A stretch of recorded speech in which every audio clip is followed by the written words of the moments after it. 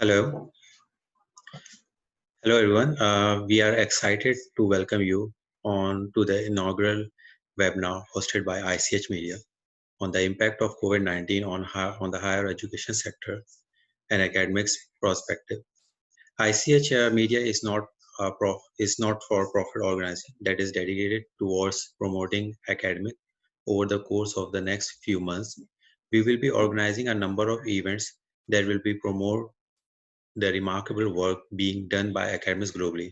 A lot of these events will be free to attend for all participants. Some will raise funding to donate to academic focused charities. Please visit our social media platform to sign up to our upcoming events. I would like to thank all our speakers who agreed to take out time from their busy schedule and participate in this event. We are sure that we will learn a lot from them on how the pandemic has impacted teaching, student engagement, academic research, and mental health of all stakeholders involved in the sector. COVID-19 has created an environment not known to many of us in a peace situation in the last few months. Since the spread of the virus globally, a lot has changed in our daily life, and some things may not even return back to the normal that we knew before. One of them is teaching in higher education. At ICH Media, we wanted to play a small part through this webinar in bringing together academic on a platform where they could share their experience of how their teaching methods have changed in the current environment, and if there are any best practices we could adopt from their experience. We believe this could be quite useful as no one method may work in all situations, and in the intent of all academic is to provide quality education and ensure that students have a similar engagement environment off campus as they did by attending classes. A recent survey conducted by an independent agency revealed that 92% of the university in the UK favor face-to-face teaching should start by should start, but is that even possible? So then how do we ensure that we are delivering the same quality education to the students that they sign up for? In a lot of conversation that we had with teachers when we were preparing for this event also indicated that heavy reliance on the latest technology for creating a virtual environment is not everyone's cup of tea. The current pandemic has not only impacted teaching and classroom learning, but also academic research in a big way. Lack of access to labs has halted some key research projects globally. On the other hand, university did come together to work towards improving the testing and developing a vaccine to prevent COVID-19. Funding is another challenge for academic research. A lot of this research is also funded through charities. There are no more gathering to generate funds. Plus, attention of attention of charities is diverted through saving small business and relief efforts towards COVID. Lastly, these recent events have taken a big toll on the mental health of academics and students. People are naturally nervous about going out and contacting the virus, university staff is getting placed on furlough. There is a dip in the revenue of universities, especially from international students, which could impact the center even further. And students are unable to have experience in the environment that they initially sign up for. This can get a lot to manage. All of these topics will be covered by our panelists over the next 3 hours. Plus, we have lined up some really exciting presentation from tail blazing tech businesses who have played a key role in navigating through the challenges that came up due to COVID-19 for the higher education center, and it is innovative businesses like these that will shape the future of the higher education sector. Without any further, let's listen from our first set of panelists on the impact of COVID-19 on the teaching. Thank you very much.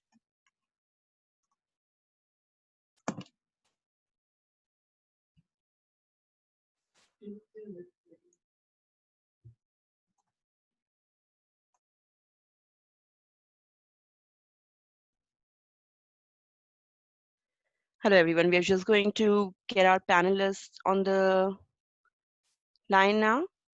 If Dr. Sylvia Tatoto is on the call, if she can kindly raise her hand so then we can locate her and then promote her to a panelist as well.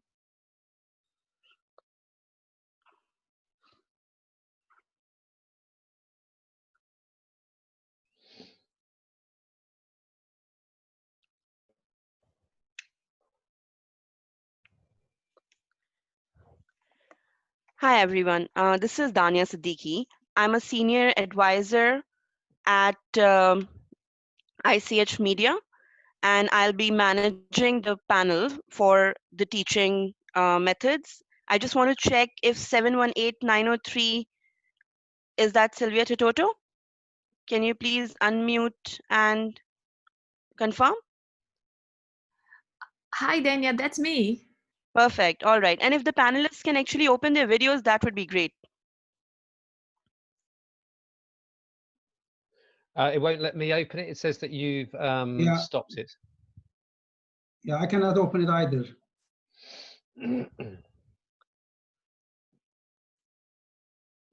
Just give us a second.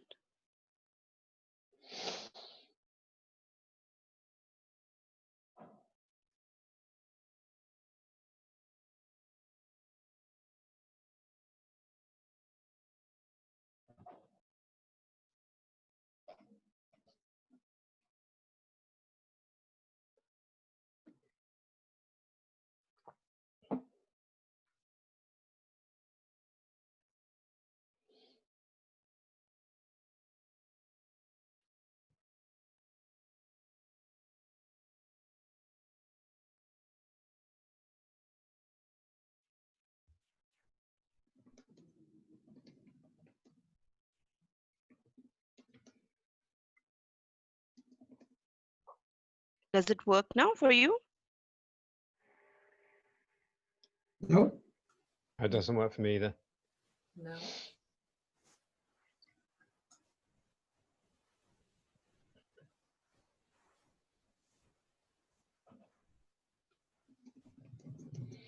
Just give us a second, sorry.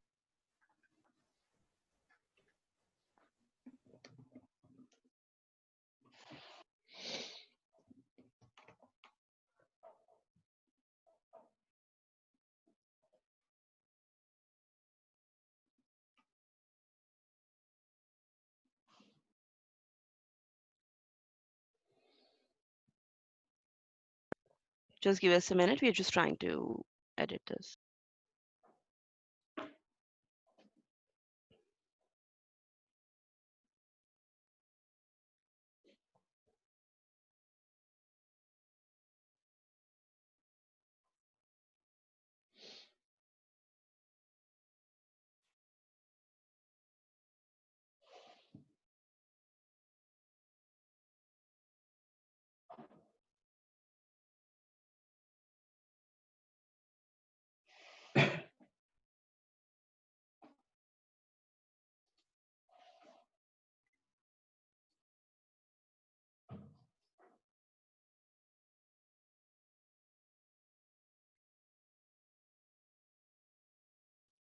Aha, hello all. Mine works now. Hi, great. All right, great. Sorry for that. I think we still have a long way to go to figure out and perfect our IT systems. Great. So let us start. Professor Fari, we would want to start with you. And we would request that all panelists, when not speaking, if they can please keep their videos on, if they can keep their audio on mute, that would be great. And as you start speaking, if you can introduce yourself, that would be great. Okay. Professor Fari, what we would want to understand is how has your teaching practice evolved as a result of COVID-19? Obviously, we have been doing remote learning. It is not really classroom teaching. So how has that impacted your teaching style? Good morning. Can I, before I answer that, can you just tell us the format of this session, how it's going to work? Because I need to understand that how it's going to work before I can So I'm engage. going to be raising questions to all participants. So when I address each participant by their name, then they can add their views. I see. So you're just basically asking the question that you have sent us, and I'm just basically responding to that, and then I keep Correct. quiet. And then is that how it works, or is it Correct. engaging? Is it are we allowed to come in terms of in the middle of things and so on, or is it just a one-way street? We'll be happy to have you add your views generally as well, but we'll be Okay. conscious of time, and in order to finish time, I think we will want to stick to the routine. But like, if there is anything that you would want to add, we are happy for you to add your Yeah, I just views. wanted to know about the format because there are a number of us, and Yeah, therefore it's a panel. The panel normally you throw in and then you discuss it, and everyone is basically sharing these ideas and so on. I thought that was my understanding of the panel. Anyway, right. it is your show, and I want to respect that. Okay. Okay, so you want me to go first on how the teaching practices have been evolved as a result of COVID-19? I think the answer for that is actually very, very difficult because this is only a couple of months. And the virus came towards the end of our semester in the UK. So therefore, it is very, very difficult to put some meat on the bone and how it has affected the teaching, because we can do that maybe the end of next semester, which will be the December of this year, when we have full semester affected by the COVID-19. However, I think the evidence is that what this virus has done is that it has created like a radio wave within our higher education in terms of what to do in future. We call it futurology. You know, that is what COVID-19 has created, which means that there's going to be fundamental changes in what we do as an academy. What is my job is, of course, teaching, research, and administration. Here we are interested in the former one, which is the teaching. So university as an institution and us as an academic within the institution, we had to very quickly, very, very rapidly design the responses that we need to make to what is really happening in terms of running the courses, and knowing that there has been a sudden stop in what we were trained to do for years in mode of delivery of lectures within classroom and laboratory. That has changed within a matter of hours. And I'm telling this because of my own universities, because university was just basically learning what to do.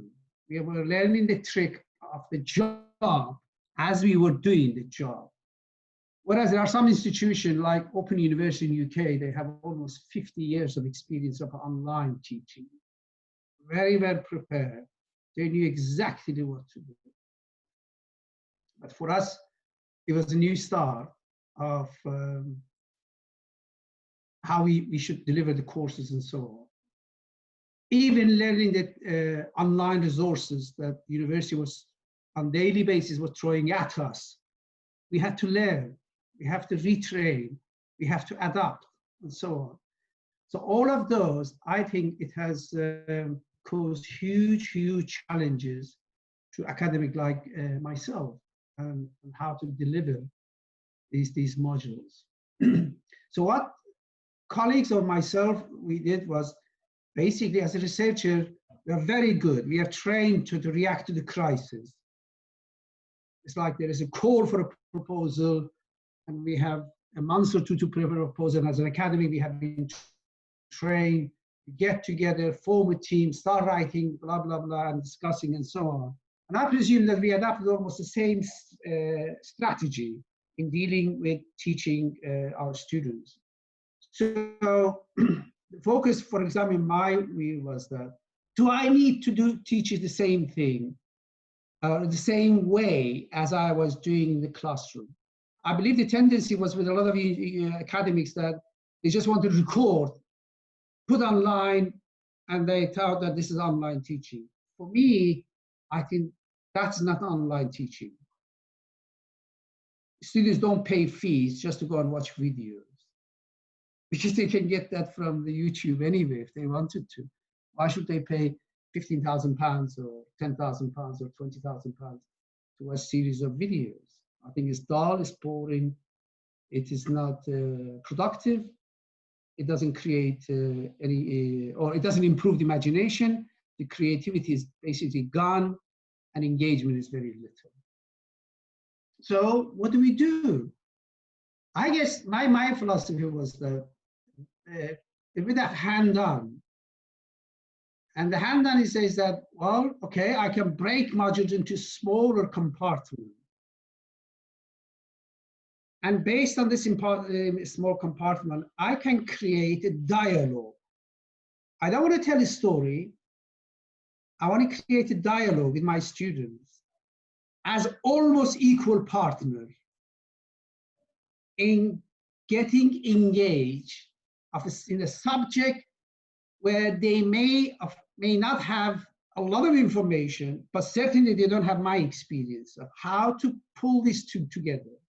However, what they had the pre-lecture was that the opportunity to look at some materials, freshen up, get some ideas, come to the forum. We throw into the center concepts, and then allow this concept to, like a ball, to bounce between the players, so that the students can get basically excited and participate. If there is no participation, in my view, in university level, teaching and learning is useless. It's about active participation in technical and scientific subject at different levels.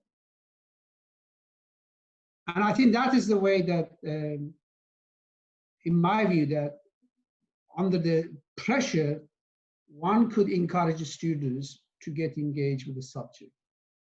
So breaking down was very important. The dialogue was extremely essential. It's about question and answer.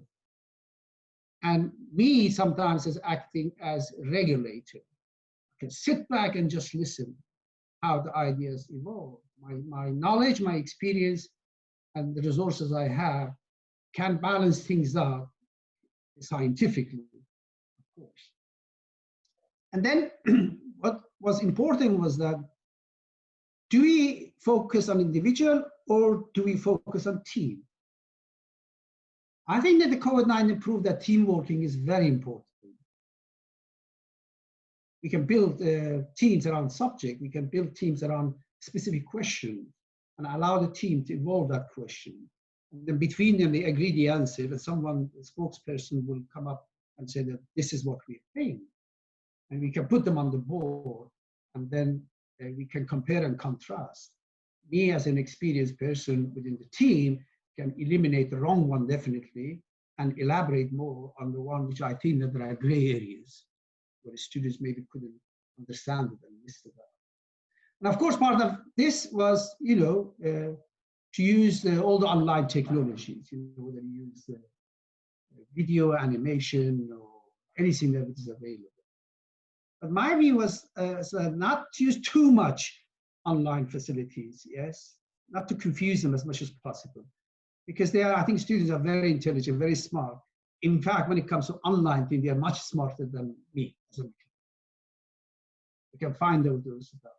But what they lack is putting 2 plus 2 to make it 4.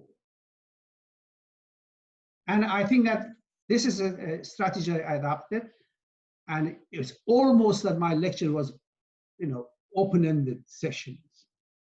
I don't think it was like that, I'm going to deliver this today, this, by the end of this lecture, you will understand this. This is typical classroom based. No. Mine was that we are going, for example, I'm teaching about optical fiber communication. My strategy was that, okay, let's discuss what is fiber.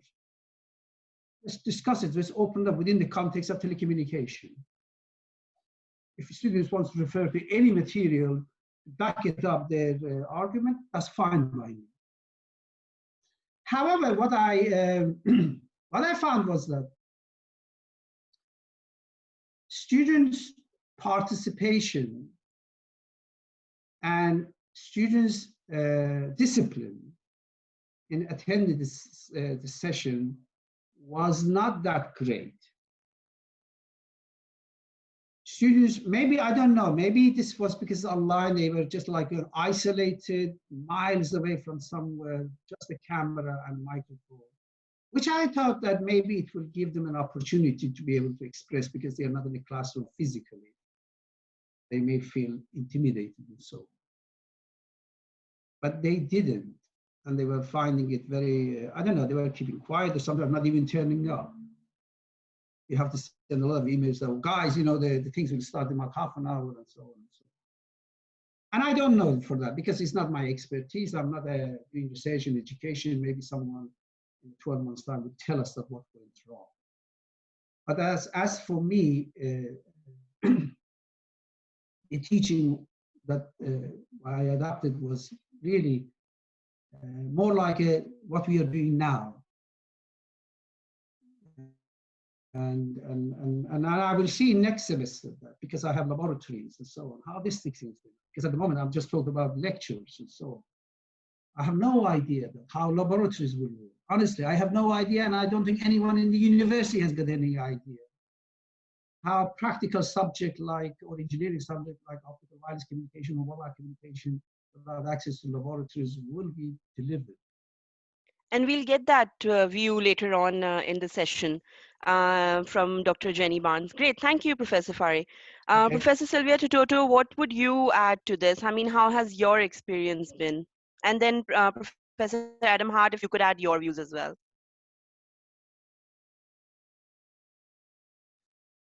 Professor Tototo, we can't hear you. You are on mute. I'm sorry. Do you hear me well? Cool. So at our university, the Federal University of ABC, one of the premises is that all students have to be included in the system. So what it means is that it's a very inclusive-minded university. We cannot leave the poorest students behind. So I had to return to, let's say, a low-tech approach. Our main course this last quadrimester, which ran from February to early June, was about teaching architectural design, building design, and this involves so much of hands-on and a very close to lab experience, really. And with all this plethora of very nice software, not all the students could access them from their own homes. It could be, for example, because of lack of good computer capacity, or the internet not really well established, stable. So I had to adapt all these things to a much lower tech so that everybody could be involved. So for example, some of our students just had a very simple phone, and they had to be included. So I was asking them to do as many sketches as possible within their own environment, their own homes, or what they could see from the windows. And this had a very positive impact, I guess, because they were very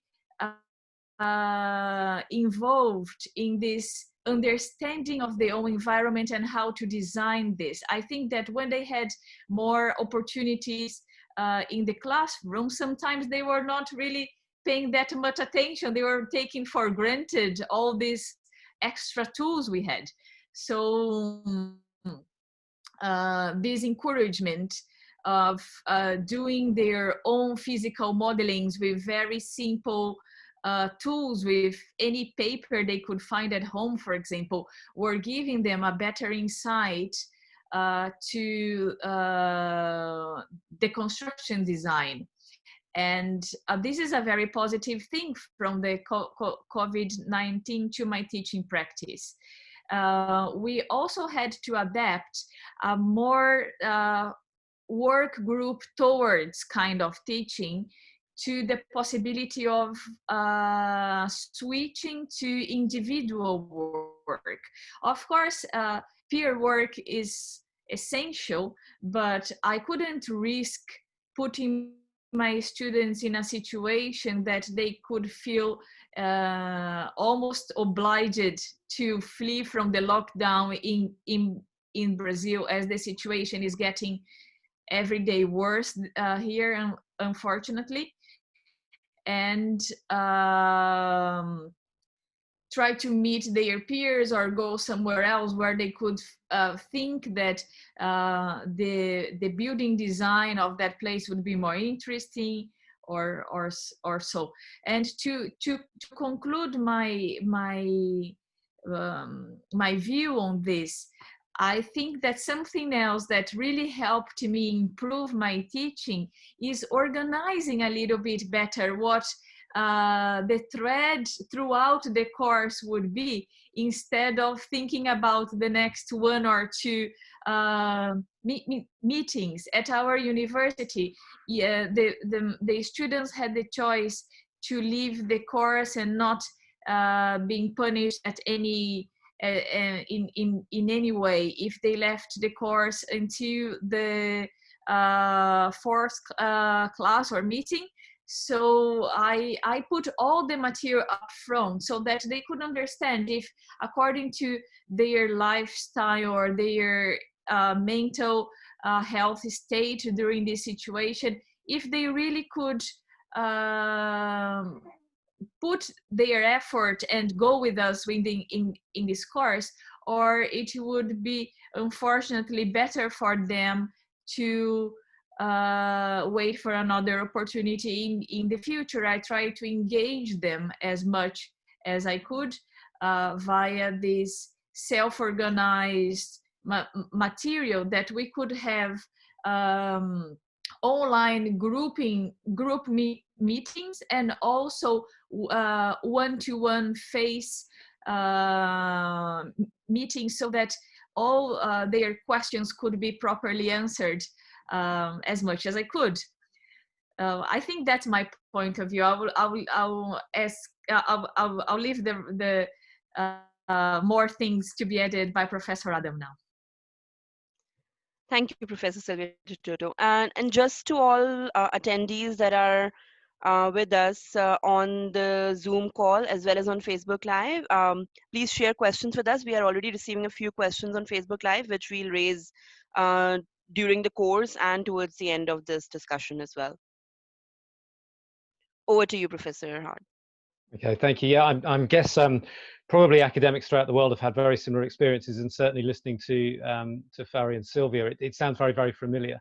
There was that initial period where it was like, we've really got to do something now, and so the tendency was to use technology, for example, to film what we're doing or to upload videos. And what's very clear particularly with front ends like Moodle, where you can actually follow student participation and engagement, is that what we are doing as traditional teaching and trying to put that online is not engaging students. It's very, very clear that engagement is a big issue, and we can create very fancy looking videos, we can use lots of technology, but if students aren't engaging with it, then it doesn't really matter. And I think that's one of the fundamental things that I've learned over the last sort of few months of teaching, is that the engagement level of us just trying to do the same thing online is simply not going to work. And that's not just students not engaging with it synchronously, but it's actually students not engaging with those resources even over long periods of time. And you can see that on platforms like Moodle. So I think the first thing that we need to do, come September, October, when we start again in some form of socially distanced teaching, whatever that looks like in different countries and in different places, I think we have to address that engagement issue, and we have to find ways to get students to engage. And one of the things that I've noticed with my tutees, so when it's more one-to-one, is that students which often weren't really engaging with that process at all, when they had to have a face-to-face meeting, when I was suddenly phoning them up or WhatsApping them, suddenly I had a very different relationship with them, and they were much more willing to talk to me. And I think that's one of the things that we've got to try and understand, is how sort of the end user, how the students are using these different types of technology. Because I mean, I had a Zoom session last week, the week before, that was close to 6 hours long. It was the equivalent, I guess, of a full teaching day. I was exhausted by the end of it, and I'll be honest with you, I was turning my camera off and disappearing at times. I don't blame students for not being engaged with that type of process when I can't be engaged with it. And I was one of the hosts, actually, to say to put myself fully up there. So I think we really have to understand that lack of engagement. I think initially, possibly, students would have been affected by coronavirus, but personally, and they would have been affected in terms of their family and friends. They would have had other things going on that may have prevented them engaging. That will continue to be the case, and I think we need to understand that. But I think we also need to understand how we can get students more engaged. And I think Fari mentioned the point of having smaller groups, of encouraging more dialogues, of changing the way that we're teaching. And I think ultimately, actually, it'll be a much more enjoyable way of teaching. But I think it'll be a much more time-consuming way of teaching. And I think one of the things that neither students, nor in some cases actually the managerial side of higher education institutions necessarily understand, is that this switch to online isn't somehow going to free us academics up to have hundreds of hours free. Actually, it's quite the opposite. If we do this properly, it's going to take at least twice the amount of time to deliver the material, and at least twice the amount of time to prepare it. And I think that is something that absolutely needs to be understood. And I already see kind of social media rhetoric, and indeed rhetoric from our own government here, that suddenly, we're not offering value for money, that students are talking about, well, I'm only being taught online next year, so why should I pay any fees at all? And I think we as academics actually need to turn that story around. We need to make people understand just how difficult this is, but also how much of an opportunity it could be to improve things if we do it. Just to sort of quickly talk about one of the things that I found particularly problematic. Two of the main teaching aspects that I had following the COVID crisis were field trips. One to South Africa, which obviously was cancelled, and another one locally, which we weren't able to do. Now, the local one, we were actually able to provide a whole series of videos and sort of interactive things. We thought it worked quite well. We thought we did a good job. I think half the students kind of engaged and half the students didn't, but the module was already underway. We really didn't have any choice. So we had to just come up with a solution, and we sort of battled our way through it. The South Africa field course, well, we were able to book that for October. At the time, that felt like a sensible move. We don't have flights booked or anything else, but if we're able to go and there's something down, then we can. I think in reality, it's going to be exceptionally unlikely. And I think any courses that rely on overseas field courses, which our course does, it's an animal biology and ecology course, it's integral to what we do. I think that is going to be a real struggle, and that's not a problem that we've resolved yet. All right, great, thanks. So since we are talking about student engagement quite a lot, I would want to go to our panelist, Dr. Meera Sarma. Since you manage an online DBA already, I think it would be quite good to understand your views around student engagement, and if that is possible in an effective manner on an online medium. Sorry, Dr. Sarma, you are on mute. Thank you, Danny. And I think just listening to Sylvia and Adam, I'm quite conscious that doctoral research is very different. So I run a very large doctoral program, about 600 students, and it's entirely online. which itself was challenging because our doctoral program is action research based. And listening to the other panelists, I just find that there is a key difference here because we have only used technology in terms of engagement from the word get-go. So it's always been online. But I think the difficulty that COVID has posed is that because everybody has shifted online, we have students in 140 different countries. And I think it's engaging with them using the internet as a tool has become very difficult because they have lack of access and people have lost jobs. A lot of our doctoral students have full-time jobs. So that's been a bit of a problem. And I think the difference in terms of engagement is what we try and do is have online residencies, and that's always been kind of running. Our form of engagement is very individual because it's the student and the supervisor working together. I think the key issue here would be engagement that through which you can also monitor quality. And like some of the other panelists, such as Fari said, that becomes a bit more challenging when you have a doctoral program running online because everybody's on a different pathway. So here, what I would say is Adam mentioned, using these Moodle to try and gauge how students are doing. That becomes almost impossible if it's a doctoral program. We can't use big data to try and tease out how our students are performing, but I think we can use AI. So we started off a project trying to use AI to try and understand what are the key issues that students have and how do you then, why are some students good at engaging with supervisors and some are not? So we had just started this kind of project last year where we're trying to use an AI system to try and group together some of the key issues that we've seen students have over the years and how that can be, automated so we can try and get data out of that and try and support students who are not engaging with individual supervisors. But the positives, there are positives to this, is that students pick up very quickly. They are using different mediums. We have recently started a new engagement format where we are asking supervisors to have coffee sessions. So I've got about 9 doctoral students and we have, coffee Fridays every month. And that's a nice way for students who are always thinking about research to now say, I'm going to park that aside and speak to other students as well in a very informal sort of chat kind of a way. And that's worked quite well. All right, that's useful. So I think it's quite evident that there are probably certain fields that are more, let's say, suitable for an online medium versus others. So we have Dr. Jenny Barnes here, and I think it would be quite good to understand your view. And as Dr. Fari had also pointed out, around laboratory exercises, what are the challenges that you face in your role, and then how do you see the future evolve?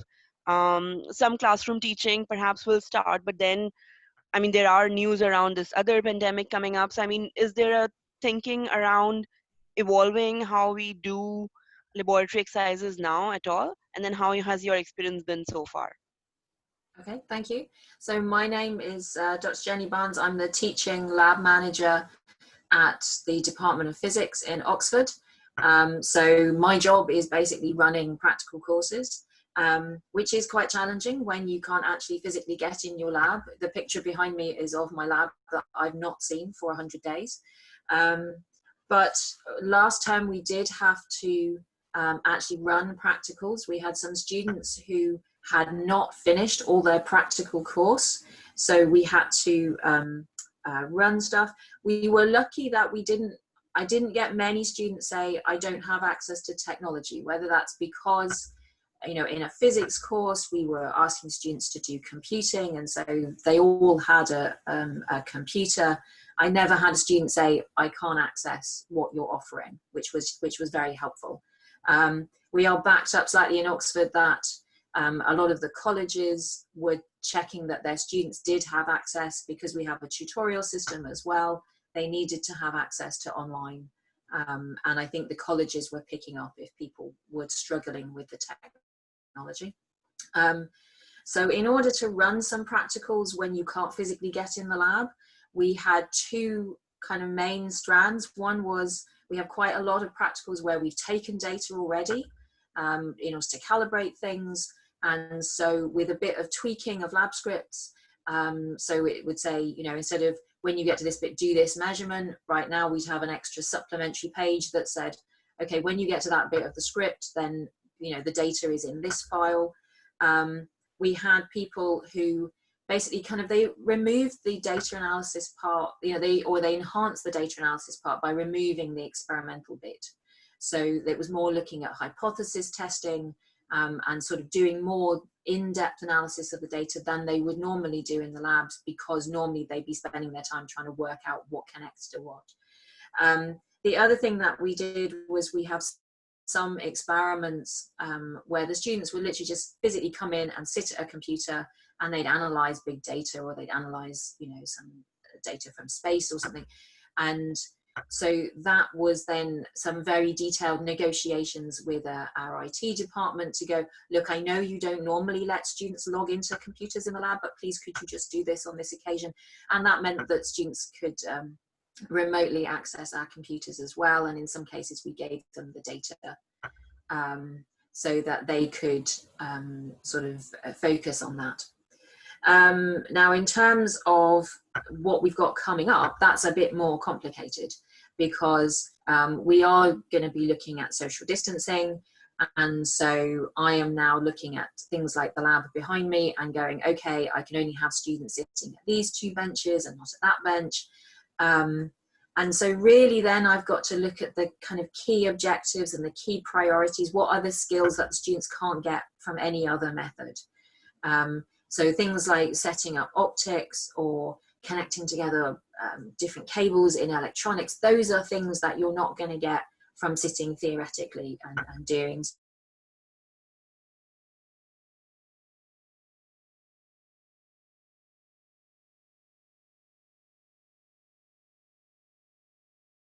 I think we have.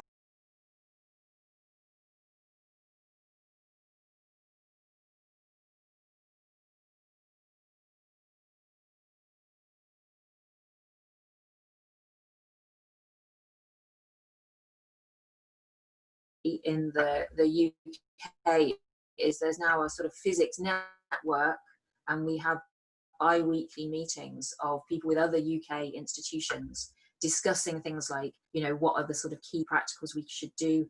Are there maybe kits that we could make that we could send out to people, for the people who can't come? I mean, we are expecting our students to be in Oxford. We are lucky that because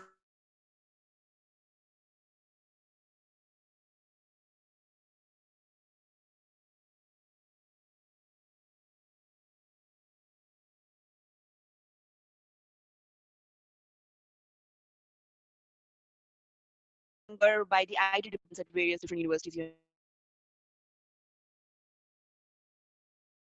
You have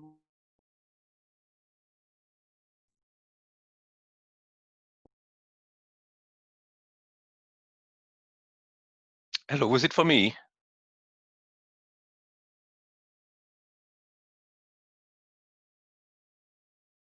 Hello, can you hear me? I can hear you. I think Daniel's got bandwidth problems. Okay, can you say if she called me or? I couldn't catch it. Well, Let you, me you have. can go ahead anyway. You can go Yes. ahead. All right, so I will go ahead and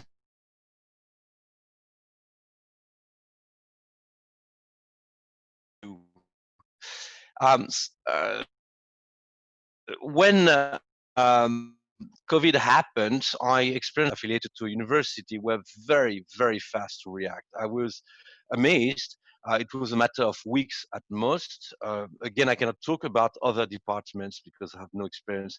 But in business schools, they has allocated all IT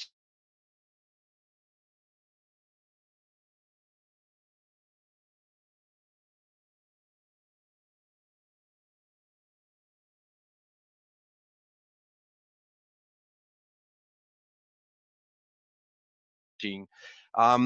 In some places, there were some attempts to ask professors to record the sessions as an immediate reaction in order to have something. I think it was kind of let's make sure we have something to deliver to the students in the worst case scenario. If the professor records think they can disappear, we can still give the lesson.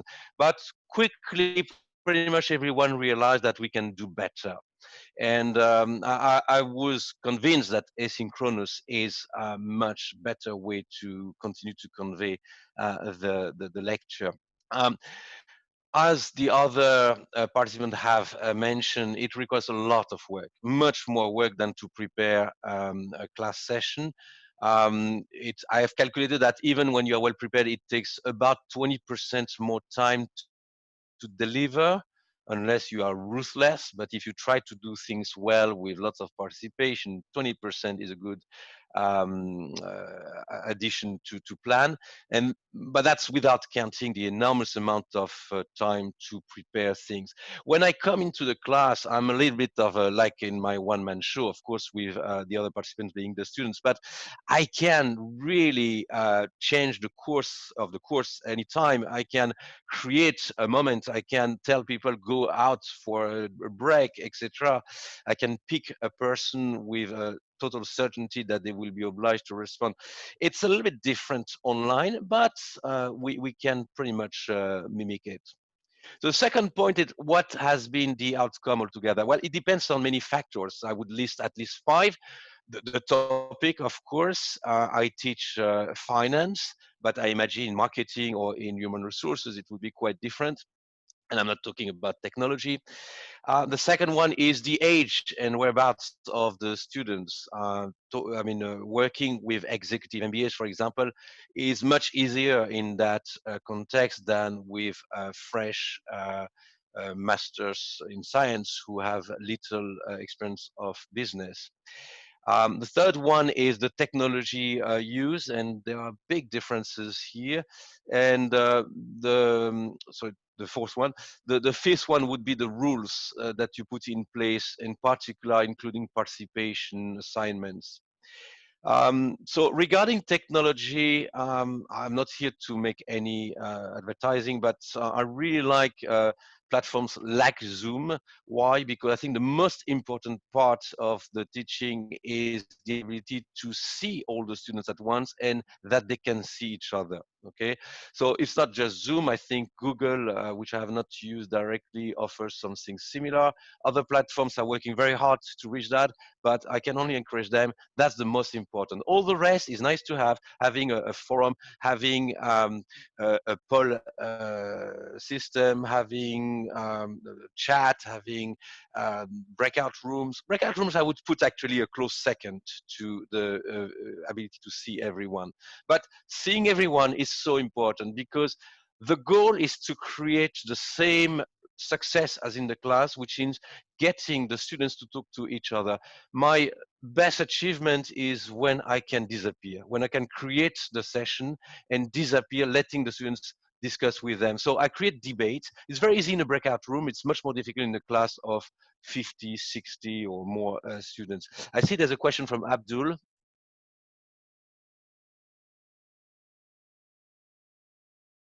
No, maybe not. He is Okay. lowered his hand. Okay. Everybody can type in the Q&A session. We have some questions already here, and then everybody can type the questions, and then we'll address them. So finishing the second point about the outcome, it's funny because as the other participants have said, many students, they don't want an asynchronous video to watch. They do that all the time on YouTube or follow, getting MOOCs from Harvard or Stanford rather in MIT. So they get very good quality stuff there. They want something else. They want to engage, they want a life experience, they want to meet others. And well, obviously we cannot give them that fully by far. Now, it's not that simple because there are some students, they just don't want to engage, they don't want to have a social life, they love the freedom that they get where they can go online at any point of time, check what has been done, contribute asynchronously, etc. So it's not so easy, but I think the rules that we try to encourage first those who want to engage. So that takes me to the third point, where we are going.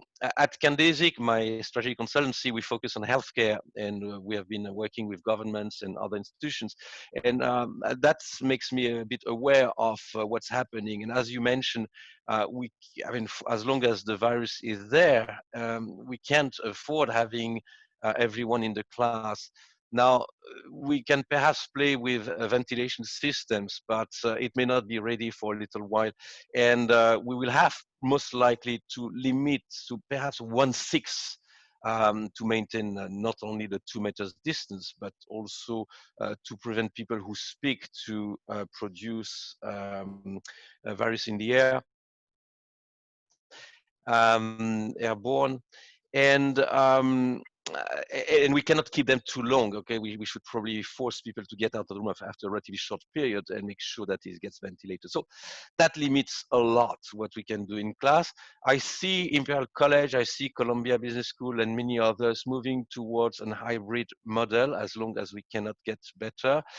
So we'll have some students in the class, we'll have the professor there behind most likely a glass wall or protection, and we'll have screens. We'll have screens with 5, 6 perhaps of the students coming online. And we will try to roll that to invite students to come each on their turn, and basically to give everyone the possibility in that hybrid model to have some interaction, some physical presence. It will be mostly synchronous, I believe, because the asynchronous model does not justify the fees, and the universities need the fees to pay for all the infrastructure. It has to be based on engagement and participation. Fortunately, those technology, they allows monitoring participation much better than in class. When I have 100 students in a room, how can I really assess who has participated beyond the 5 or 10 who I have really seen and be able to mark? Okay, I will miss a lot, especially the intermediate participation online. I know who has been contributing to the chat. I know who has been sending questions. I know who has published an article. I know who has attended to start with. And I don't think it is unfair to give a little bonus to those who attend and a bigger bonus to those who talk and help the others. You can see that also in teamwork. Peer assessment shows that some students are very helpful to the rest of their team. So I think we need to highlight that. And the last one, the one that is very difficult to manage, assessments. In the US, students sign a charter where they promise not to cheat, and you have to trust that when you give them an hour to respond to questions with books closed, they will do so. In some countries in Europe, it's not possible. You just cannot trust that it will happen. So you need to find other ways to assess the students. What we are losing and not getting back is, well, the field trips, the coffee machine, the meeting at the pub with the students, which I cherish so much, the parties for the students. So they get freedom, but they get freedom at a price, and we won't be able to replace that fully. The Coffee Friday that was mentioned before is nice. It's not going to be a full replacement, and I don't have a solution for all of that. Thank you.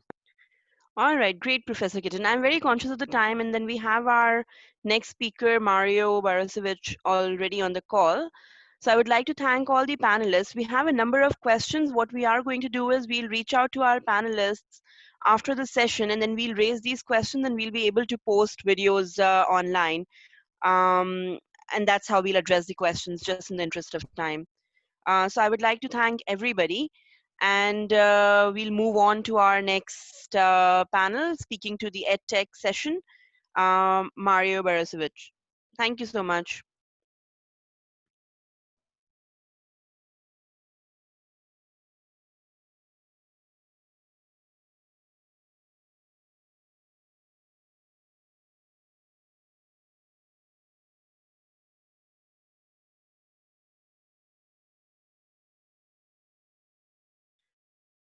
Hi, Mario. We're just going to sort this out in a minute. Just give us a second. Sure, sounds good.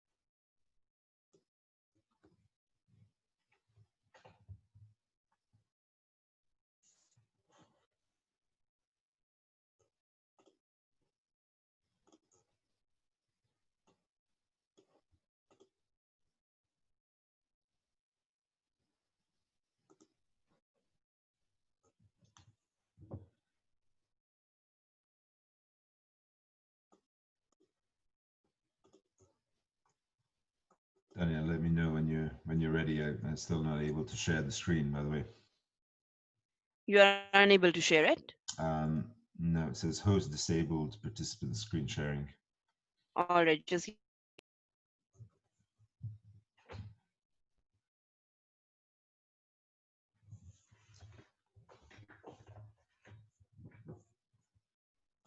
a moment. Oh, here we go. Yeah, Great. great. All right, over to you, Mario.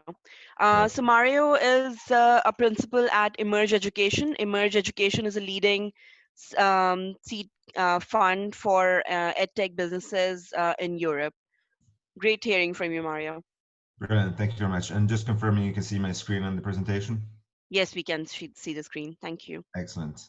Thank you very much, Dania. Pleasure to be here and to talk a bit more about the increasingly important role of education technology in higher education, especially during this current period. Before I tell you a bit more about the key challenges in higher education that technology can help with, and talk about some case studies, a few sentences on Emerge Education.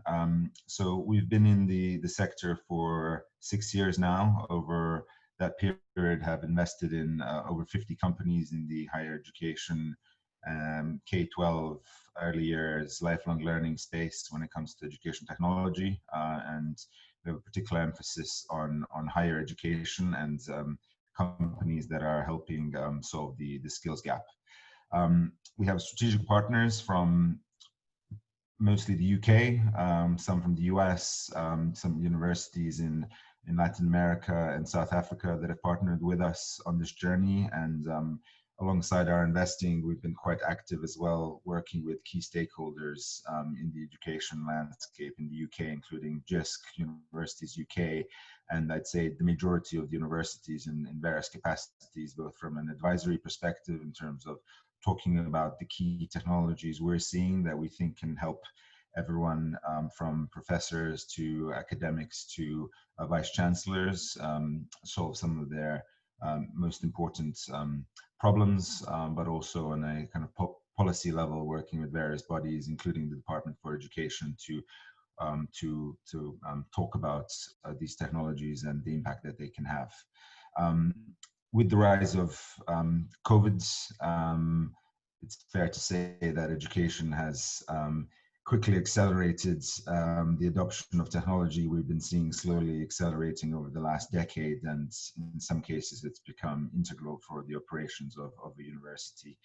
As part of this presentation, I'll tell you a bit more about the research we've done with just over 50 universities in the UK to understand what their key problems are, and tell you about some of the education technology companies in the space that are helping alleviate these problems.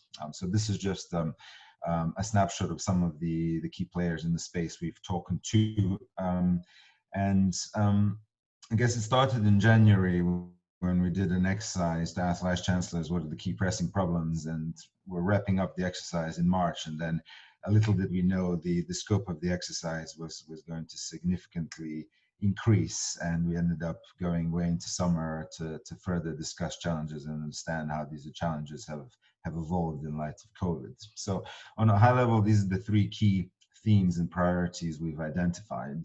Number one is around delivering experience, number two is employability, and number three is expanding reach. So for each one of these three top priorities that have pretty unanimously been flagged by university leadership, I will tell you a bit more in terms of the key drivers, and also shed a bit of light on what are the key partnerships in the space, and some of the emerging examples of technology companies and universities working together. So the first point is around student experience.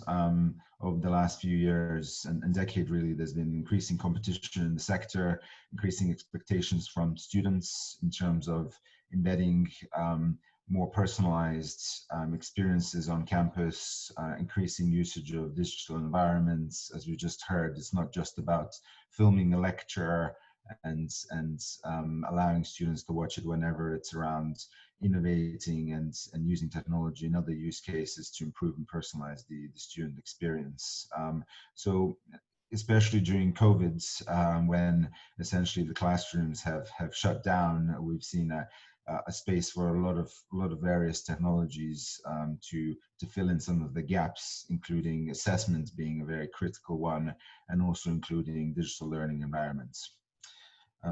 So in terms of some of the best practices we've seen in the space, I want to flag 4 companies here solving different problems. So Unitu is a company many of you have probably come across, supports universities basically to engage with their students and better understand firsthand what the expectations of the students are, well-being of students, adoption of technologies, and many other things.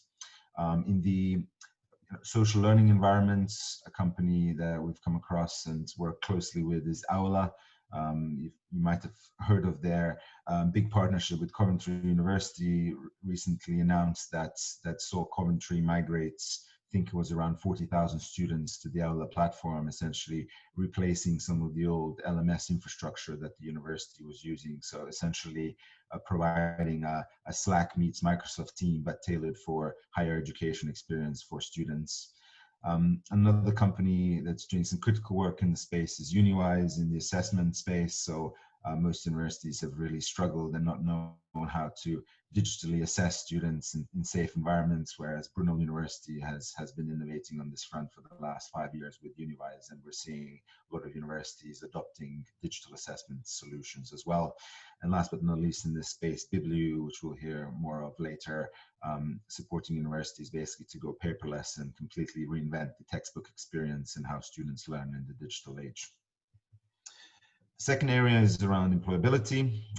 Increasing student costs have led the UK to be the most expensive educational system in the world on average. Increasing skill shortages on the other hand, and employer and government expectations are also putting more pressure in terms of students being educated not just for their 5th jobs, but also for the first job. And I think especially during COVID, there has been an increasing challenge for students to find jobs. A lot of internships have been cancelled. A lot of people have lost jobs during this period as well.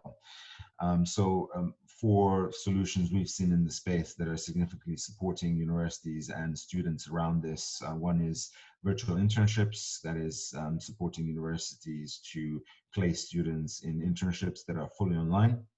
Another solution is Handshake, which is very popular in the US and more recently moved into the UK with a flagship partnership with the University of Liverpool, which is essentially creating a recruitment platform tailored towards students to help any student across any university access employment opportunities across the country and further abroad.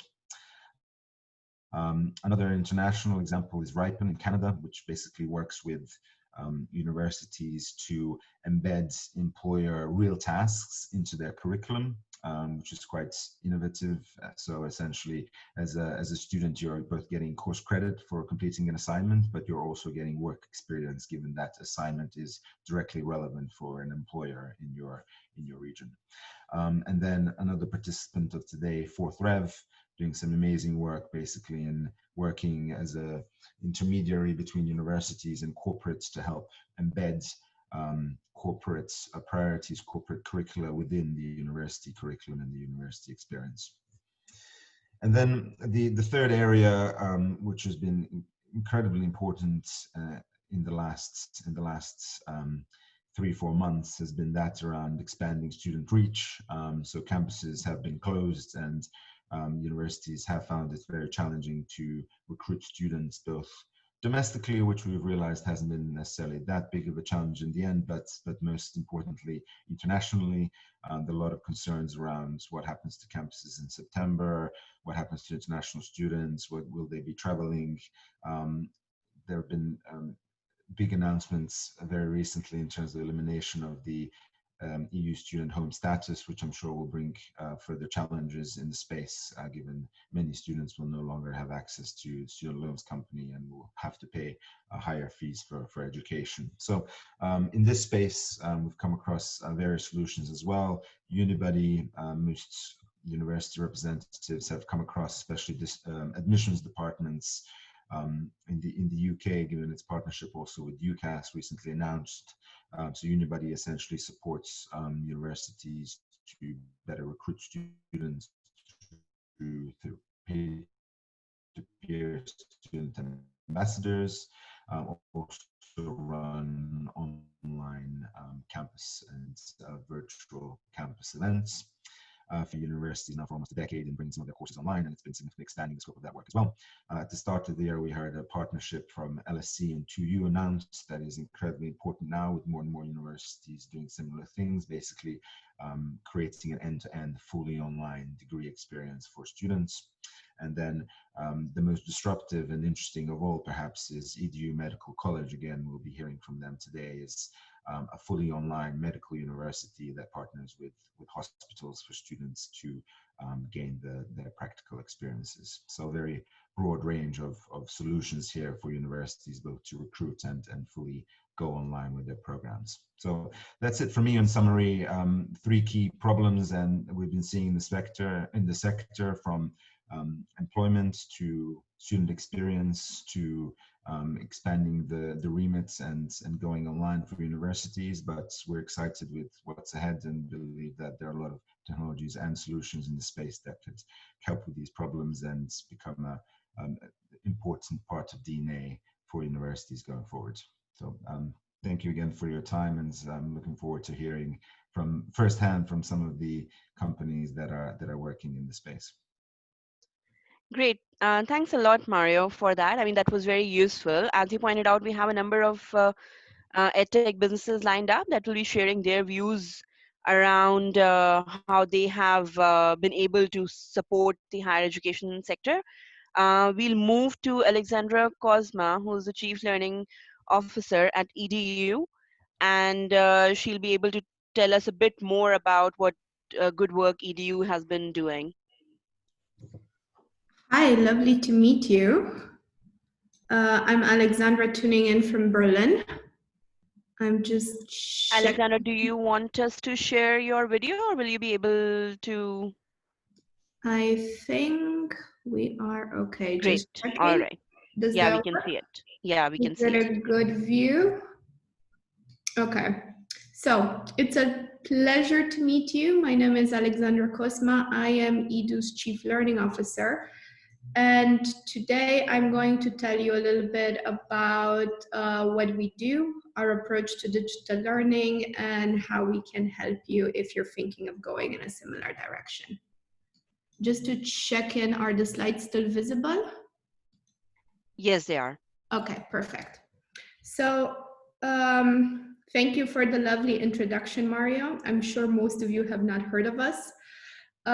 We have been accredited as an academic institution in summer of 2018 as the first one under Europe's digital directive, and we have designed this academic institution and operated as a fully digital native. So what this means for us is that instead of building a traditional offline university and transferring these processes and mode of tuition to an online space, we've actually engineered it from the ground up to work in this environment. And the reason we exist is basically to solve the shortage of medical professionals around the world, which leads to low access or abysmal access in some parts to quality healthcare. And because we want to do this, we've developed a novel concept for medical education that addresses different blockers in the existing academic systems of the medical space and allows us to do something that is more scalable in nature and addresses different types of needs.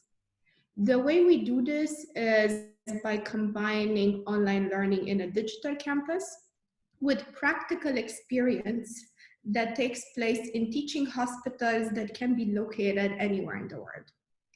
Our EDU medical students that are pursuing a degree in human medicine then study for 5 years in a trimester structure, doing 8 weeks online in a digital global environment, followed by 4 weeks in a hospital near them.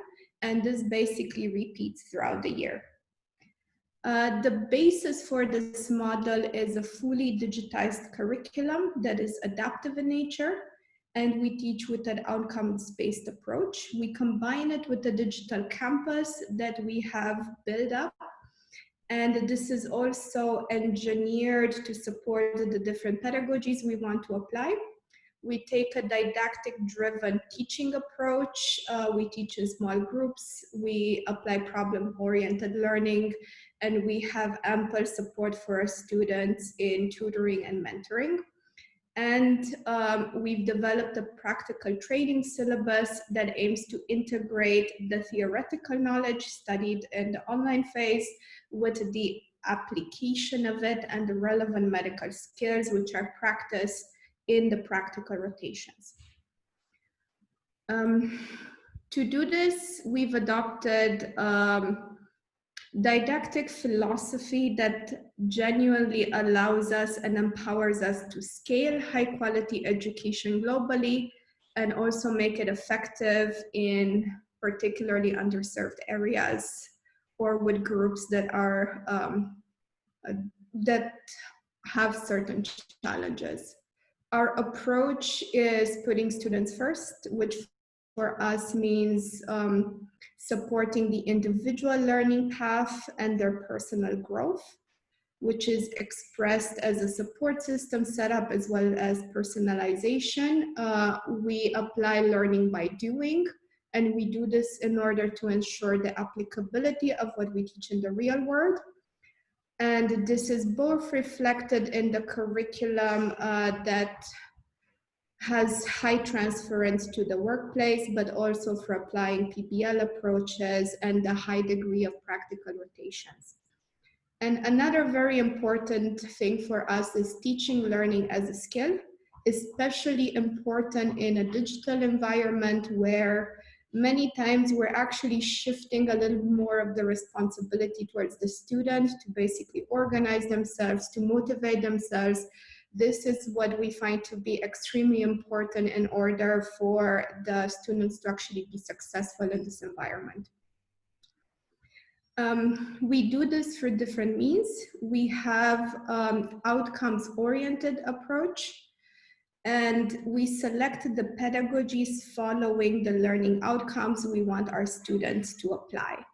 We do this in a relatively adaptive way rather than having a fixed and rigid didactic model, which ideologically is a bit different from academia, where you tend to, or you would rather start with a model that is as close to perfection as possible. We have, on the other side, actually integrated agility and improvement and validation in the operational model, so we can adapt over time with information that we get from our students and with data that we collect over time.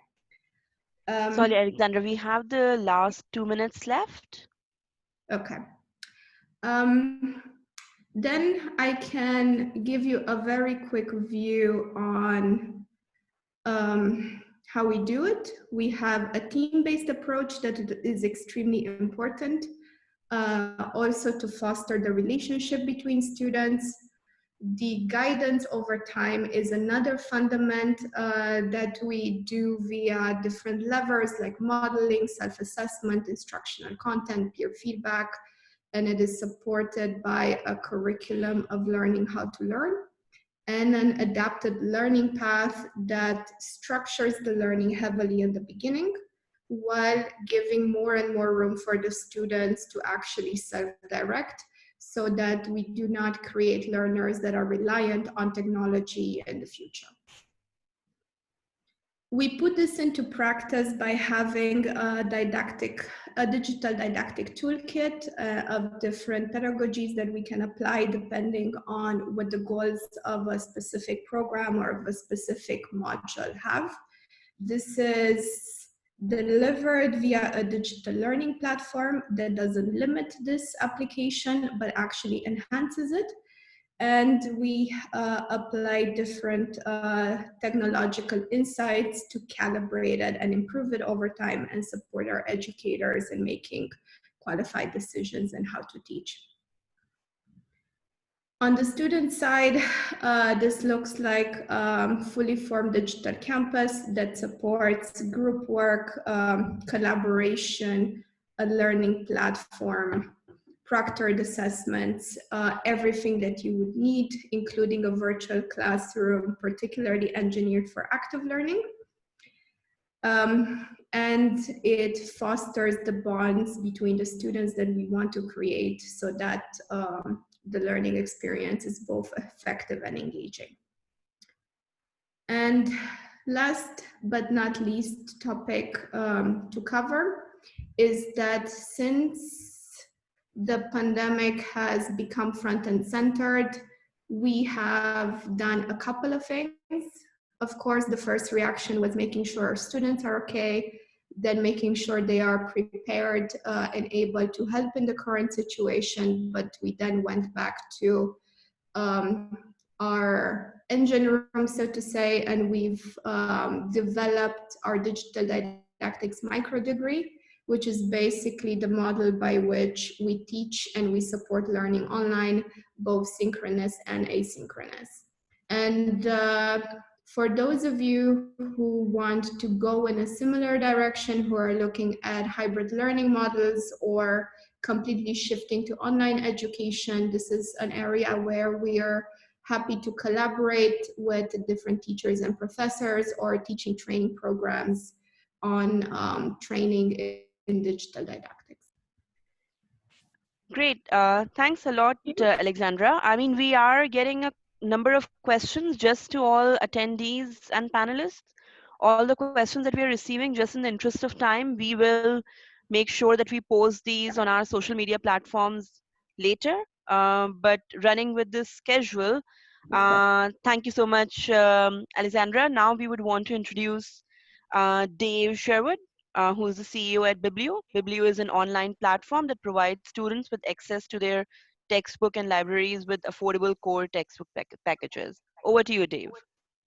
Hey, thank you. Yeah, I'll just share my screen as well. It looks like the screen sharing's unavailable. Are you planning to share my presentation then? We'll just, now you should be able to share it, Dave. Yeah, perfect. Thank you. Okay, I'm just going to share my screen now. Great. Well, thanks for having me here today. I'm Dave, the Chief Exec and co-founder of Biblio. We're an educational learning platform that brings textbooks to life and therefore making student learning more effective. So to go into a bit of background information about what we're doing, we work with a broad variety of e-text, monograph and courseware providers to provide access to over 2 million titles from 2,000 publishers. We provide fully custom integrations to optimize university workflows. We have the leading user experience for students to help them save time finding information and save time consuming information. We're working with 140 universities around the world, primarily UK, US. We have the largest free e-textbook project in Europe, that's Coventry University, and the two largest free e-textbook projects in the US, Grand Canyon University and the University of Phoenix. Just to sort of touch on the coronavirus and how that's impacted the content side of higher education. Initially, we saw a number of institutions implementing their first response. That they essentially wanted to put a hold on any conversations we were having with them, which was quite frustrating for us at the time, naturally. But of course, they needed to get their staff and students set up, ready to go. We also issued a free access for 3 months to any content that publishers would give us to any university. We had over 100 universities take that content offering up, and many of them coming direct to us, unprompted, without marketing, asking for free access. So there was a surge in demand for digital resources, and now we're just moving a number of those projects from free trial across to customers. And what we've noticed in the medium term is that the uncertainty around talking to us has disappeared. The number of institutions we're onboarding is above what we'd expected at this point, and generally the universities are looking for more and more digital content, both because the physical resources they would previously provide are becoming unavailable, but also from an equity perspective. And they think they're increasingly thinking it's important to provide fair access to this learning content. And just because you're from a well-to-do background and you can afford to pay £1,000 per year on textbooks and courseware, doesn't mean you should have some inherent learning advantage than someone else. So the other sort of key trends we're seeing, a lot of uncertainty around budgets for next year. A number of institutions will be taking cost-cutting initiatives forward, some significant cost-cutting initiatives, but that hasn't impacted us too much because there's such a shift from these institutions spending a lot on print and digital to some of them saying they're not going to spend anything on print textbooks this year and it will all go digital. So despite smaller budgets being in place, we're going to be able to provision much more free digital content to, in general, to the universities that we serve. To go into the product in a bit more detail, it's online, offline, any device, any book, anytime. It's really like a rich library experience, a bit like Spotify and Netflix, whereby just because you're in physics doesn't mean that you just have access to physics content. It means that you can access any content that the university pays for. We obviously have a variety of apps, so you can use any platform, and we use the institution's single sign-on, so you don't have to create an account. In terms of the technology and how that's been impacted throughout COVID, there's clearly, and we've seen a number of studies come through, there's clearly an increased demand for interactive technology between students and professors. There's clearly also increased demand for workflow tools, particularly workflow tools that enable staff to work better remotely and mean that they don't have to be seated next to one another to complete their purchasing process or to complete their deployment of content. To touch a little bit on some of the workflow elements of what we're doing, we have one link that can be used for any book, whereas a lot of these institutions were using a separate link for every book, for every course. So thousands of links they would have to manually put into the learning management system. First day of access to everything, so students arrive ready to go. They don't have to think, they don't have to buy it, it's just there.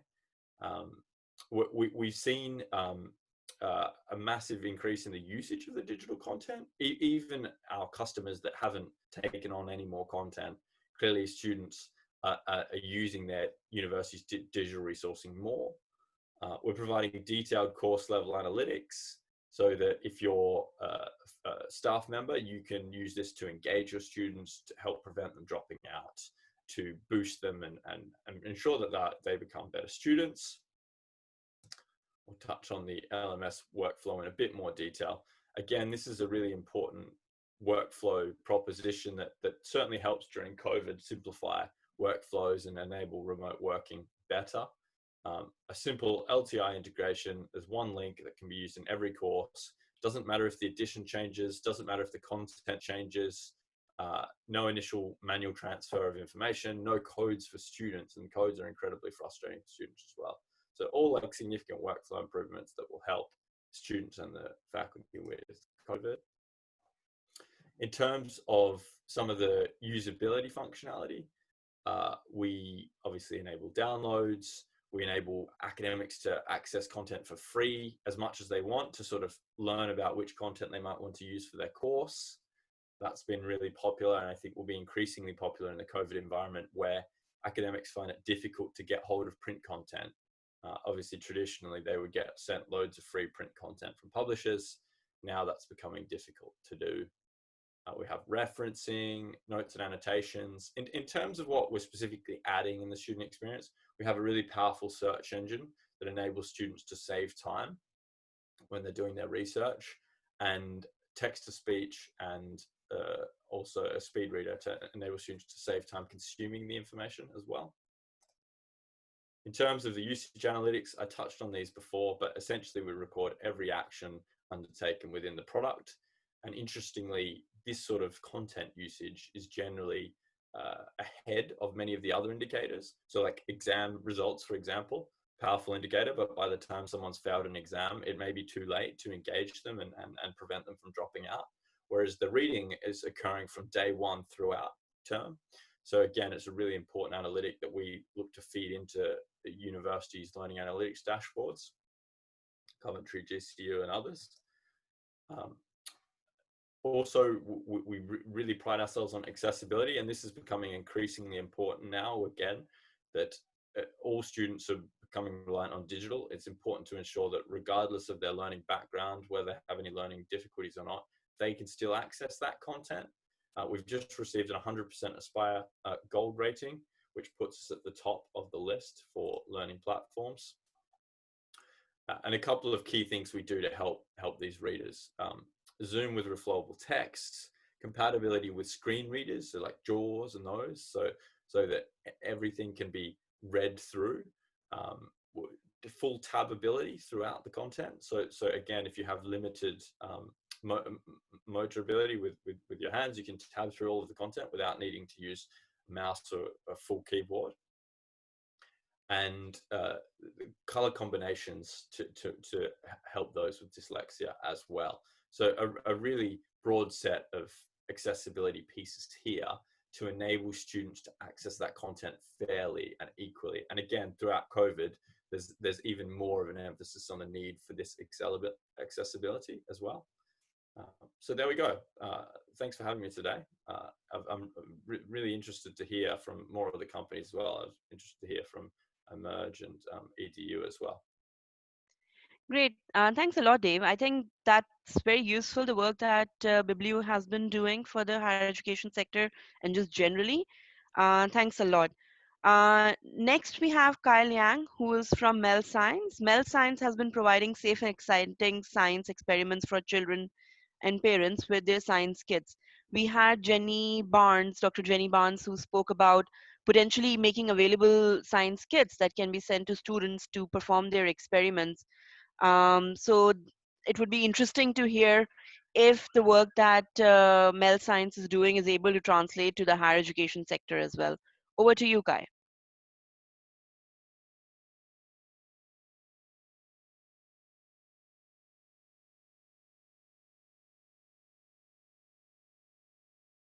Kai, you are on mute.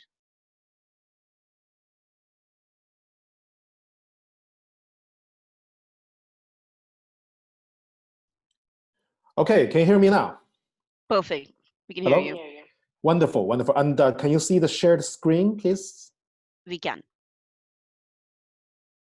Dania, can you see Yes. the shared screen? We can share. We can see it. Okay, wonderful, wonderful. Okay, very good morning to everybody, and depends on where you are in the world. Thanks very much for the conference organizers. Thanks, Dania, and very nice opportunity to meet all the other panelists and speakers as well.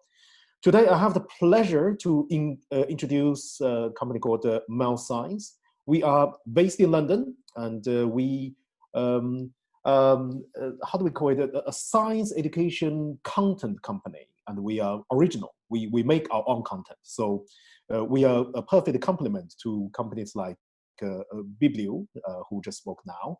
So we make content, and we supply the contents through our own system, and also we supply it to other people's our partners' platform, so that it can reach millions and millions of students and teachers around the world.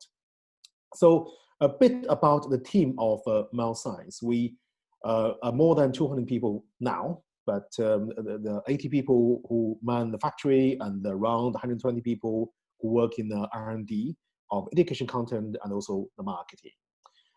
Include about 4 ex-champions of Olympiad, science Olympiad in the world. So, for example, things like mathematical Olympiad, physical Olympiad, and chemistry Olympiad.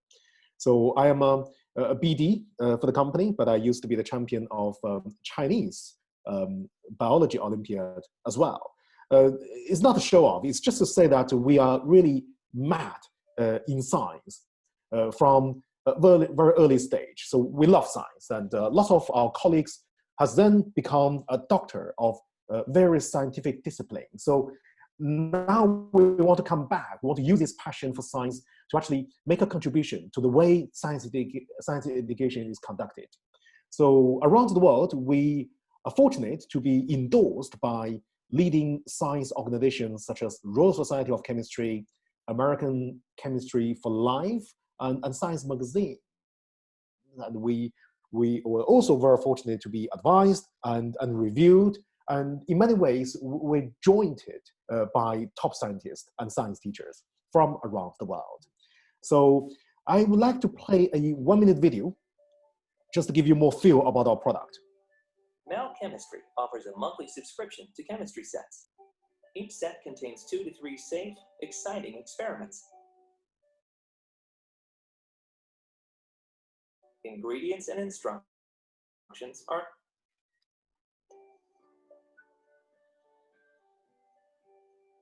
your first month, you will receive a free starter kit with all the equipment you'll need.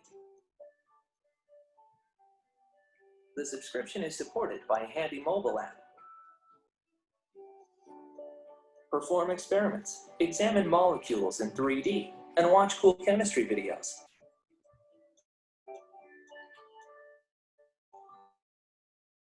All Mel subscribers get access to VR lessons.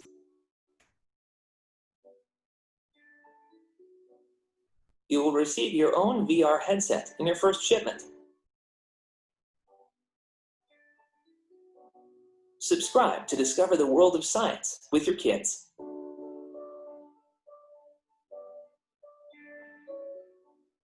Mel Chemistry. Chemistry sets reinvented. So as we are living in a pandemic, we know that schools in most of countries around the world has unfortunately more or less closed down. So the rest of us parents have this additional stress of looking after kids at home. And it's a constant challenge to find value-adding, interesting, but yet educational things to do for the kids to do, and also for us to do together with the children. So Science has fortunately offered a good alternative to all the other curriculum or classroom-based study. So in a way, we kind of complement that. So we have been recommended positively by many press, as you can see from this page. And we also deliver science learning for lots of homeschools. And in many parts of the world, we work together with the local science centers. So in a way, we kind of bring the science centers or science learning at home with various approach. So in terms of product, we have a lot of product. The team is very innovative, but at the moment, the product to the market appears in 2 different ages. There's a young male kids product. It's really interesting set of product assisted by augmented reality technology. So you can now download male kids from your Apple application store or soon from Android store in a matter of a week or so. So you can actually see all our augmented reality science lesson free of charge. And I think that will get people thinking what we can do with further education. I will touch this a little bit later on. But of course, we also have our main product called Biochemistry. That's really catered for the age of 8 to 14.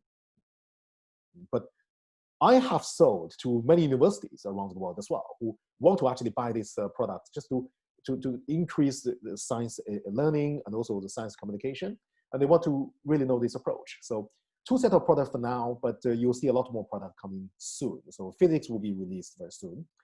So we have this team of scientists, which is increasing, by the way.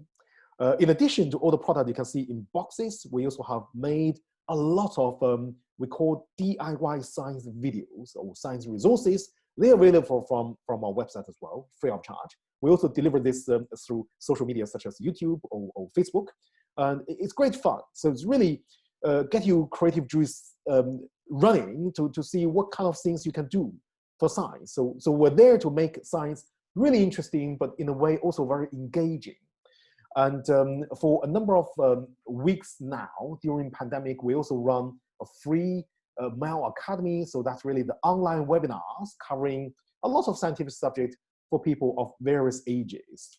So here I have 2 videos, but I know that we're short of time. So I'll just do this magic of I'll play a tiny little bit of this just so you get a flavor. So this is the kind of science videos we do. This one is to do with fluorescence and UV light. It's really entertaining. Yeah. No, sorry about that. So I'll cut short of that. The reason is that I want to touch on a really important subject when we still have time. Kai, we have the final 2 minutes now. Yeah, I I'm aware of that. And so virtual reality is quite important because a lot of science experiment is really interesting, getting people interested, but to learn the real science theory, you do need to get down to the level of atoms and molecules. So those really super abstract process, it's better to learn in an interactive way if you shrink yourself almost to the size of atom or subatomic particles or molecules. So that's why we have made a lot of VR lessons. You can actually get the 2D rundown of VR lessons from our website free of charge as well. And of course, this education technology such as this is a very big market. And the reason why I accelerate to this page is just to show you a tiny little video. This time there's no sound. So I'll talk you through. So we actually generated an amazing simulation engine based on quantum theory. So you can see from this video that we can kind of like simulate and take you through an experiment from a macro level to the micro level. So we can show you the process with quantum physics and quantum equation principles all built in to actually simulate exactly how the water molecule is formed on an atomic level or subatomic level. So this is a technology that Science has developed at the early stage of the company. We invested for 1.5 years before selling anything else. But we generated this by solving Schrodinger equation and also using supercomputers and using the unique set of technologies so that this process can be simulated on a kind of like a mobile chip-powered virtual reality headset, such as Qualcomm Oculus Quest or Oculus Go. And this is real, actually. This is the reason why we have so many interests from the science community. And it's possible that we can upgrade this so that it can be used in pharmaceutical schools or biochemistry or genetics studies. So in fact, I actually even got the project with Hong Kong University Medical School to do this. But for now, at this stage, we really want to serve the bigger market of K-12. And so that's really all. And we have lots of schools and we work with a number of universities. And here's my contact, my email, and my contact detail. And feel free to contact me for further questions. Thank you, Dania. I hope that's not too long. Great. Thanks a lot, Kai. I mean, I've been seeing all these videos of Mel Science on my Facebook page as well, and it's really exciting. Even though I'm no longer in school, I'm actually tempted to order one of these science kits soon. Thanks a lot, Kai. Thank you. Great. So next we have Jack Hylands, who is the co-founder of 4th Rev. 4th Rev is bridging the digital skills gap by connecting leading companies and universities to deliver industry-relevant programs. Hi, Jack. Over to you now. Thanks very much. Are you able to share your screen? Yes, I think great. so. Great, we can see it. You can? Great.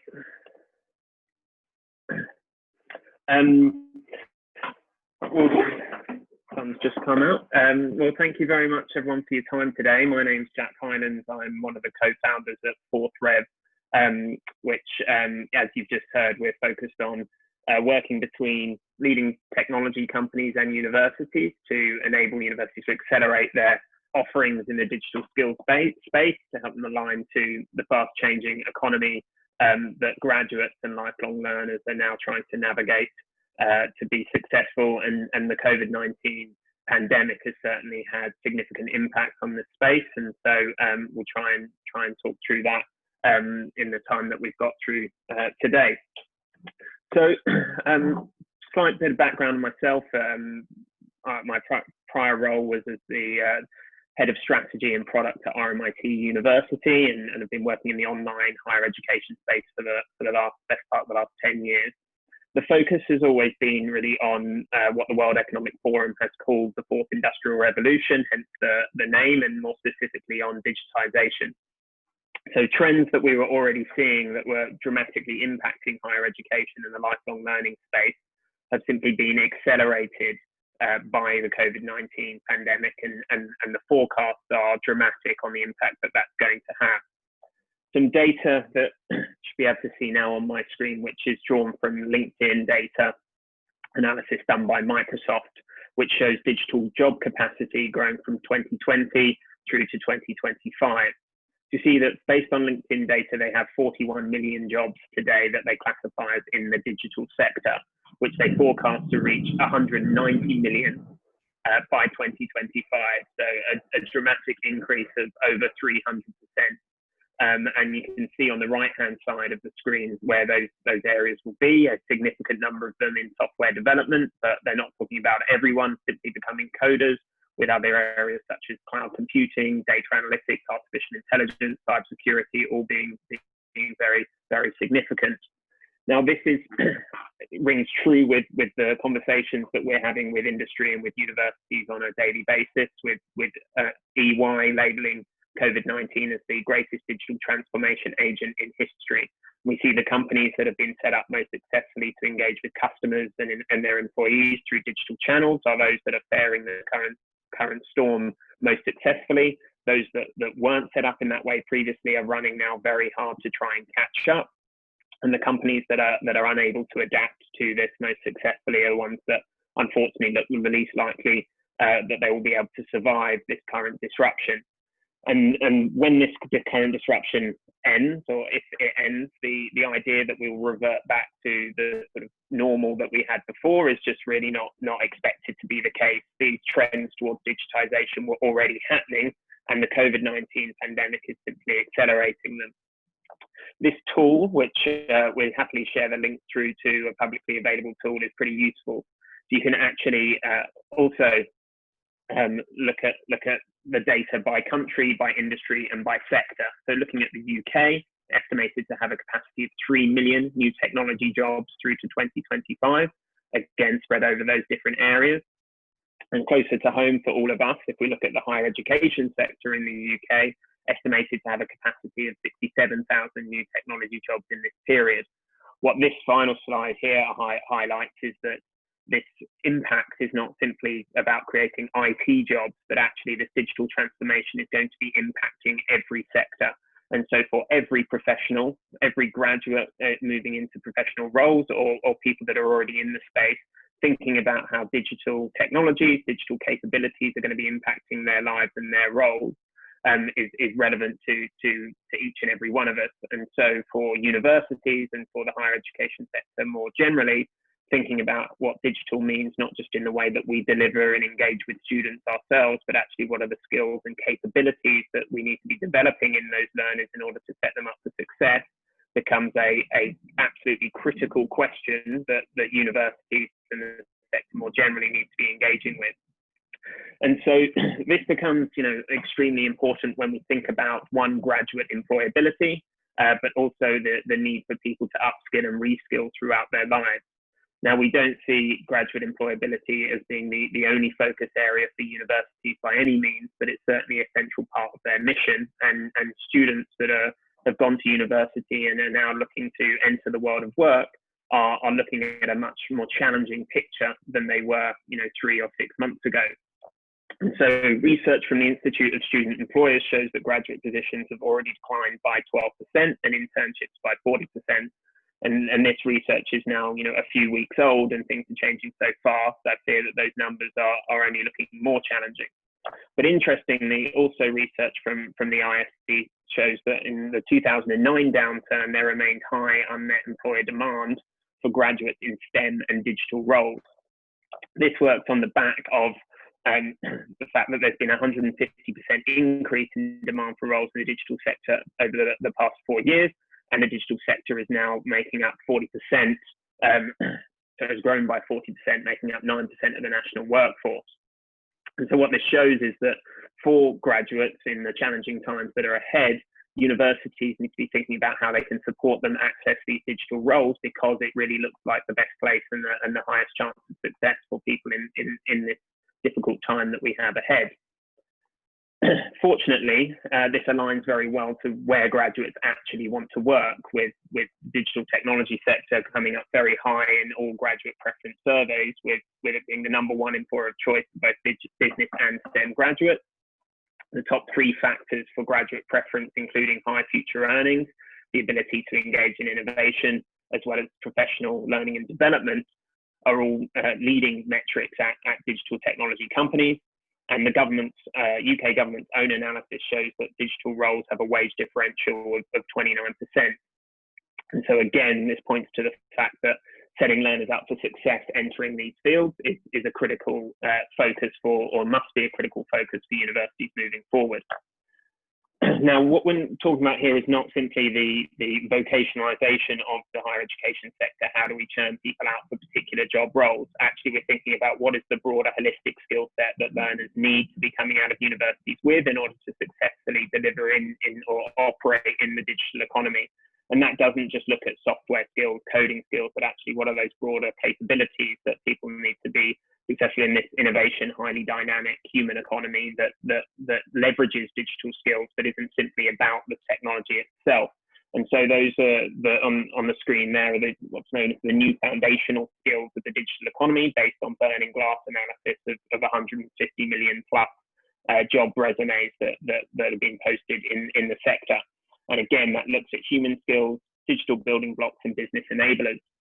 Particularly focusing on those human skills, you can see that the universities and the undergraduate degree is the best way for learners to develop these critical capabilities that are going to stand them in stead throughout their career. However, what we believe is that the university offerings need to evolve to not lose those great aspects of existing provision, but actually how do they evolve to incorporate additional digital skills and capabilities to set learners up for success in this new economy. And at the moment, that's certainly proving to be a challenge. The UK government analysis has shown that 82% of job vacancies require digital skills as prerequisites, but only 18% of business leaders believe that graduates are demonstrating that right mix of digital skills and experience. The CBI has reported that 40% of employers say that skill shortages are the primary reasons why they're struggling to fill entry-level roles. And 46% of EY survey students state that their degree needs to be overhauled to align to current and emerging digital technology. And we believe that this is a particularly challenging aspect for universities, because as the economy moves in an ever more dynamic way, keeping pace with the new knowledge, skills, new digital technologies that are setting people up for that first job as well as their fifth job becomes an extremely difficult thing for everyone to keep pace with. And so Fourth Rev focuses on trying to address this challenge and work with universities so that students can get the best of both worlds, the foundational and critical skills that are developed by a traditional university education, but also incorporating some of the latest knowledge, skills, and digital technologies that are being used by the leading digital companies, so that they can come out with a rounded set of skills and experience that best set them up for success in the graduate economy. The approach that we take to that is that we partner with major technology companies, including Tableau, AWS, Salesforce, and others, to build courses which are driven by market skills gaps, co-created with these technology partners to ensure that they incorporate the right mix of skills and experience and access to digital technologies that enable learners to develop the capabilities required to set them up for success in that job market. We then align those courses to the needs of our university partners to be delivered either within the degree, so aligned to the appropriate qualification levels with the right mix of learning activities, assessments, and everything else that it needs to be accredited at that point, or in their short course continuing education portfolios to help universities move into that lifelong learning space. We then deliver those experiences with universities, incorporating a project-based learning approach, tackling real business challenges co-created with employer partners. And we support them with developing those broader digital skills and portfolios, as well as career support, so that they can help identify where those best opportunities are in the market. And we support universities to deliver these programs to make sure that they're as successful as possible. A final minute, Jack. Great, just last slide here.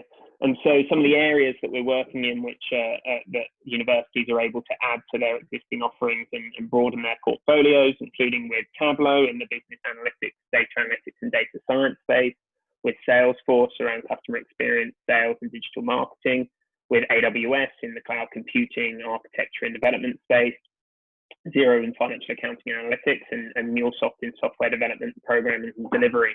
Their ecosystems are thirsty for talent and people with these skills and capabilities. And so working with universities at undergraduate level, postgraduate level, and also in the continuing education space, we can help universities deliver on the student experiences that they're aspirant to achieve, improve graduate employability or lifelong employability, and ultimately help grow enrollments and drive new revenues, which, you know, as we learned from Mario's talk and other things that people have touched on today, universities looking for new revenue streams is obviously an important part of working into the future, which looks very different to how it was, you know, 3 to 6 months ago. And so that's what we're focused on at Fourth Rev. Digital skills we see as being critical and ever more important over the next 5 to 10 years, and working with universities to help solve that challenge. Thank you. Thanks a lot, Jack. I mean, it's very important work that we believe that Fourth Rev is doing. Thanks a lot. So thank you very much for the opportunity to share that. Now we have the final presentation from QAHE. So we have Sadia and Vivian already on the chat. QAHE is an online digital platform that partners with UK universities and has been providing education digitally. Over to you, Sadia and Vivian. And just to confirm, we are running slightly late, so all the panelists that we have for the academic research panel, we should be able to start after this presentation in 10 minutes. Thank you. Over to you, Sadia and Vivian.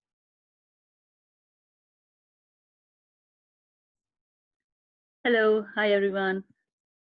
Hi, good morning. Sadia, I'll hand over to you. Sure. Thank you so much. 1 minute. Can you see my screen? Yes, we can see it. Perfect, thank you. It's a tricky time, so I can't say good morning, but yeah, hello everyone. Thank you so much for sharing very interesting insight into your organizations, into your work. I thoroughly enjoyed this session today. So I'm here to represent QA, higher education, with you our motivation goals, what we are doing, and how we dealt with this pandemic, and what was our response. So I'll start with a brief introduction. So motivation at QA, which is the bigger brand. So basically QAHE is part of QA, and QA has other different sectors as well. So it has consultancy and learning departments. So QAHE is one important part of QA. So at QA, we believe that everything starts with our students and transforming their career or their lives, and that is one thing that motivates and inspires us. So we offer different type of courses, from business to technology, project management, cybersecurity, etc., etc. And for all that, we work closely with our partner universities to make sure that students have the skills needed to achieve their career aspirations. Our goal for QA-HE programs is to deliver high quality education, in partnership with the UK universities, and the shared goal is widening access to higher education. And for that, we reaches out to a wide range of potential students from lower income groups and from a wide ethnic and national backgrounds. Our partner universities are Ulster, Northumbria, Roehampton, Middlesex, Solent, and London Metropolitan Universities, and we offer a range of programs for them. I'll discuss those programs a bit later. So coming back to accessibility, coming back to widening education for students from different routes and from different backgrounds. We have accessible routes to higher education for those with non-standard backgrounds, and for those courses, there are there are some traditional entry points, and then there are some entry points based on work or life experience. We offer 4 years program which incorporate a foundation year with tailored support to the need of the learners as well, and of course we offer a master's program as well. Study mode is, so for traditional degrees, we do 2 days a week full-time degrees for different partners. Then we have evening and weekend full-day, full-time degree programs, and weekend block part-time programs as well. And we also offer degree apprenticeship, different degrees for apprentices as well. For traditional degrees, we have 24 programs. I would not get into the details, but they start from, so we offer some BA honors programs for, let's say, if you can, I would just cover a few. So for example, for computing, business management, event management, offer a wide range of courses at the master's levels as well. For example, in business, international business, in HR, marketing, software, and strategic accounting, etc. If we include the extended degree pathways, then this number would increase to 35 programs. And as I said, we work with multiple partners while offering these degrees. For degree apprenticeships, we have a wide range of programs for our students. I'm just covering a few of them here. So for example, BSc Cybersecurity, some details are here, I'm not gonna go through all of it. BSc Cybersecurity and then MSc Digital and Technology Specialist, for example, it's offered in collaboration with Northumbria University. Similarly, we have Chartered Management Degree Apprenticeship, again 45 months length, and then it is offered in collaboration with University of Roehampton. What I really want to highlight here is, if you notice for all these programs, we have entry criteria with standard entry and then a non-standard entry, which is usually based on your work experience, and it is accessed on individual basis by the university. So we have non-standard entry for almost all courses. Okay, now I hope I have conveyed briefly, what we are doing and the courses that we are offering. Going online was something that I really wanted to discuss today. That was the huge transition that CUE has made recently. We moved 4,500 students online over the 2 weeks, and I'm very glad to share that we moved online a week prior to the official lockdown. So QA was planning for a potential lockdown, way earlier, and we were able to complete this transition over 2 weeks. Student feedback has been very positive, which is a very proud thing for us to share. Some student feedback from different students, and if you notice, the one thing that I really want to mention here is, for example, one student said that for me it was easy to go online, you can access everything online, and despite some technical issues, I find it easy, interactive, and fun. So we tried our best to not compromise on the quality and not compromise on the interaction bit. So how we did it, we used technology, the different tools that we have used. We train our students and our staff, of course. There were these extensive trainings, so we'll discuss a little bit later.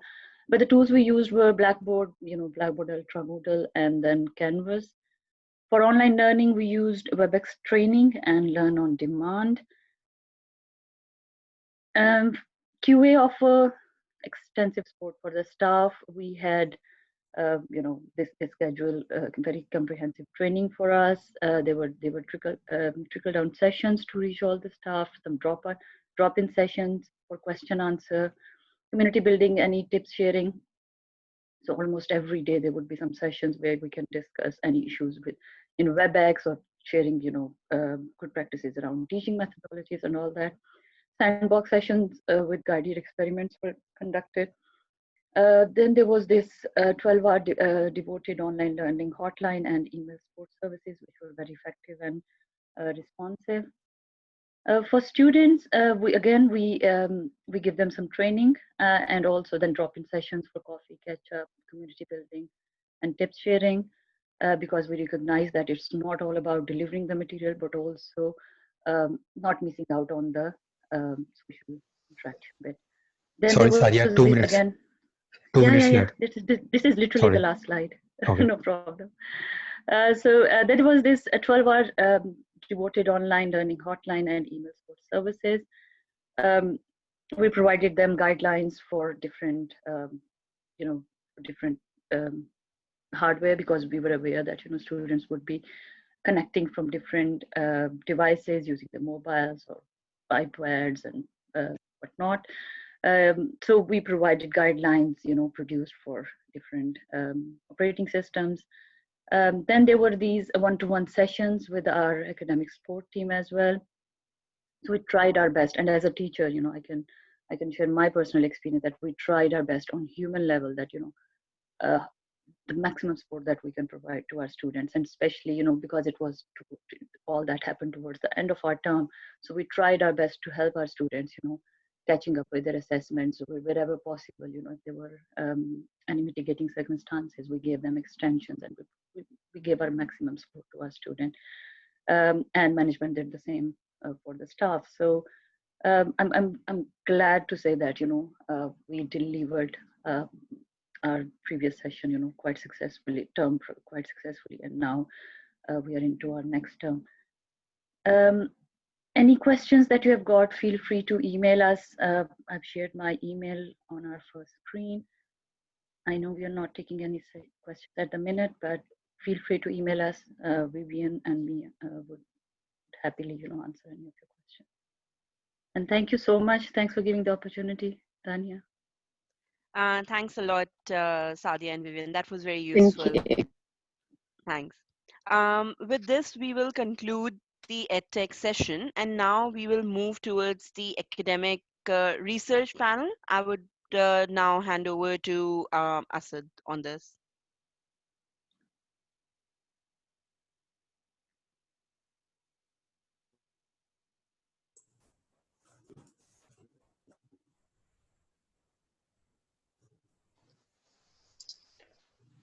Hello, everyone, and thank you very much for joining this webinar.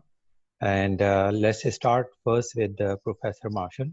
So, Professor Marshall, what are the problems that you encounter manning the research team, and how do you see the future of funding as charities and government may struggle to provide the required funding in the current environment?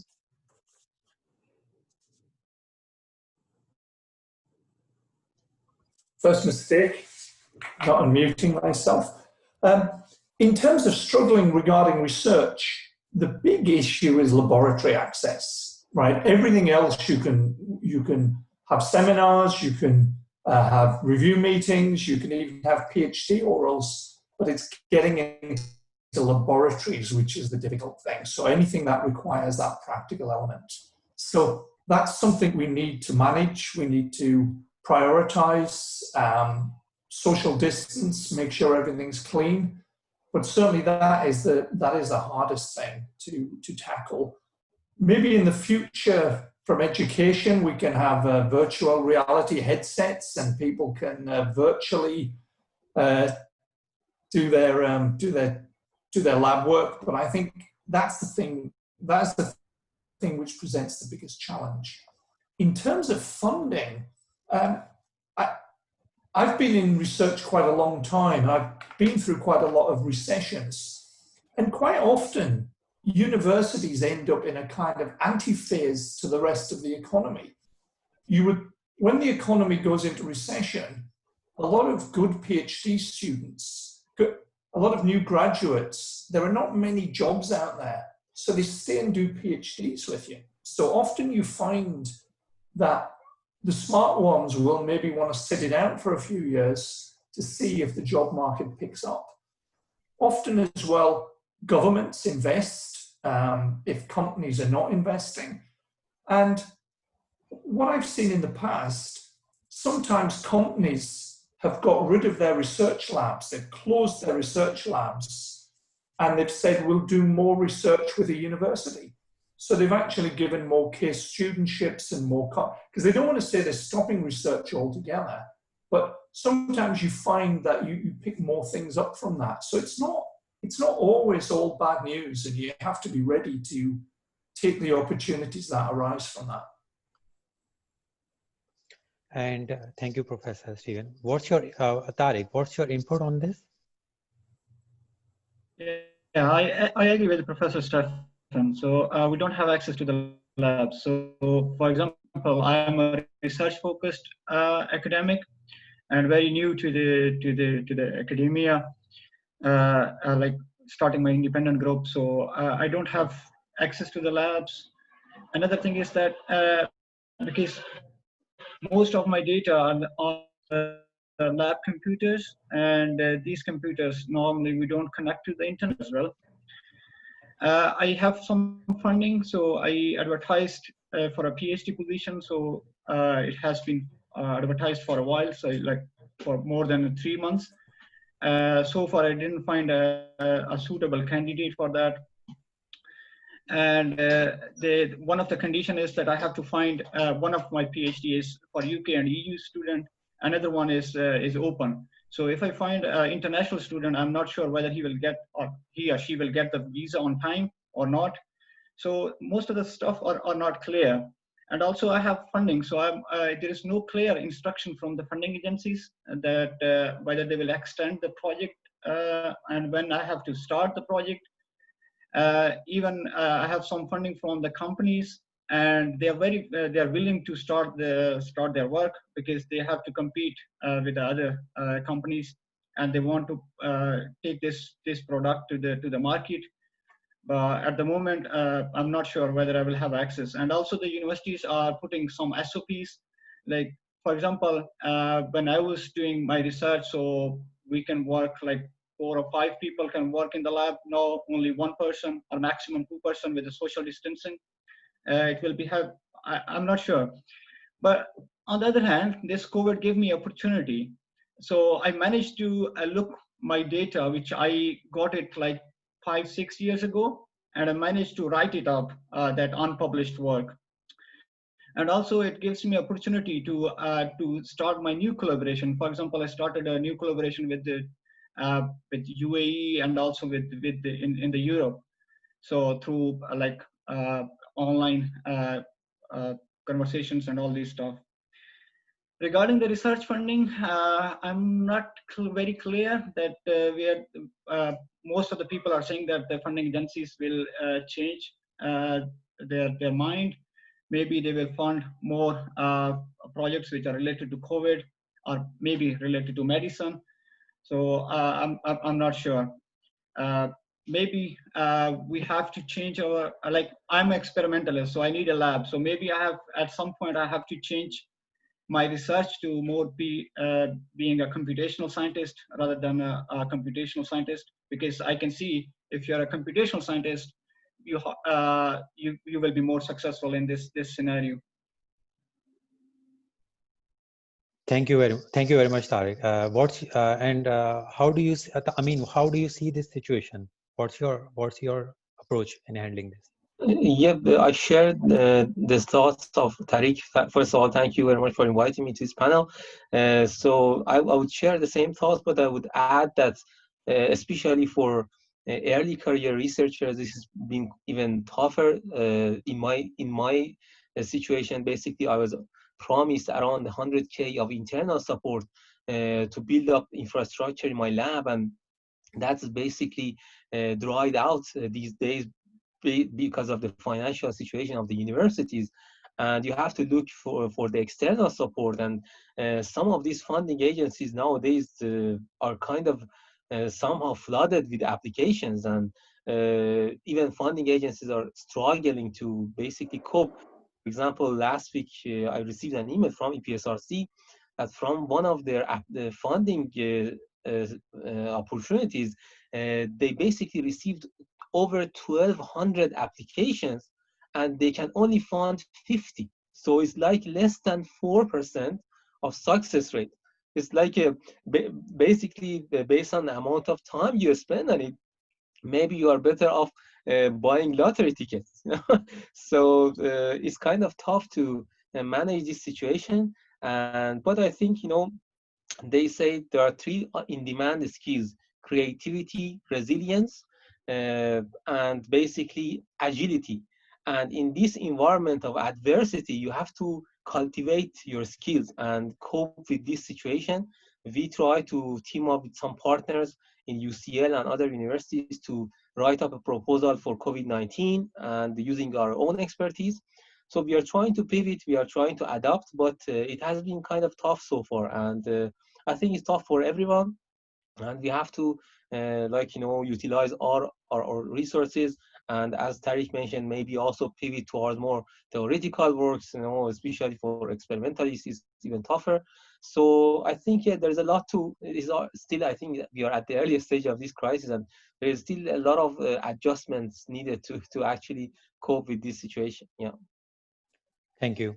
Dr. Hansen, as a senior researcher, what are the activities you think police should do in order to work from home more productively? And how did working in engineering field hamper you from creating results due to closure of labs?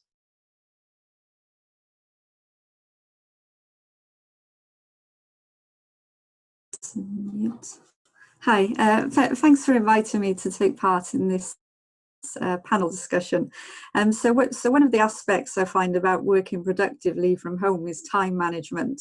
So that it can go either way. So one way it can go is, so for example, because you're not getting up, because you don't have to get to work, you can tend to maybe sleep in, take longer coffee breaks, and you can get less work done. Or it could go the other way. So sometimes I find myself sitting at the computer for hours on end without a break, and then afterwards my eyes are a bit too tired. And so I think it's important for managing the time, just keeping an eye on what you're doing during times of the day. In terms of not being able to access the lab, so obviously it's put behind publications where if you need to obtain data. But one of the advantages I've found of working from home during this time is that it's given me time to catch up on other stuff. So for example, those journal papers that I've been meaning to read, now I've got time to read those. Also, I've got time to really think and plan the next experiments, plan funding applications, and also tasks like, for example, updating code for the systems in the lab. So in that aspect, it's been good. But as it's going on longer and longer, I'm finding that now I'm kind of running out of things that I can do at home. And now it's becoming more important to get back to the lab and get some data. Thank you so much, Karen. As a PhD student, Mehreen, what are the new skills you have tried to learn during the work from home time? And how do you see the pandemic will shape your research? Hi, everyone. First of all, thank you for having me here. And I hope everyone's doing well.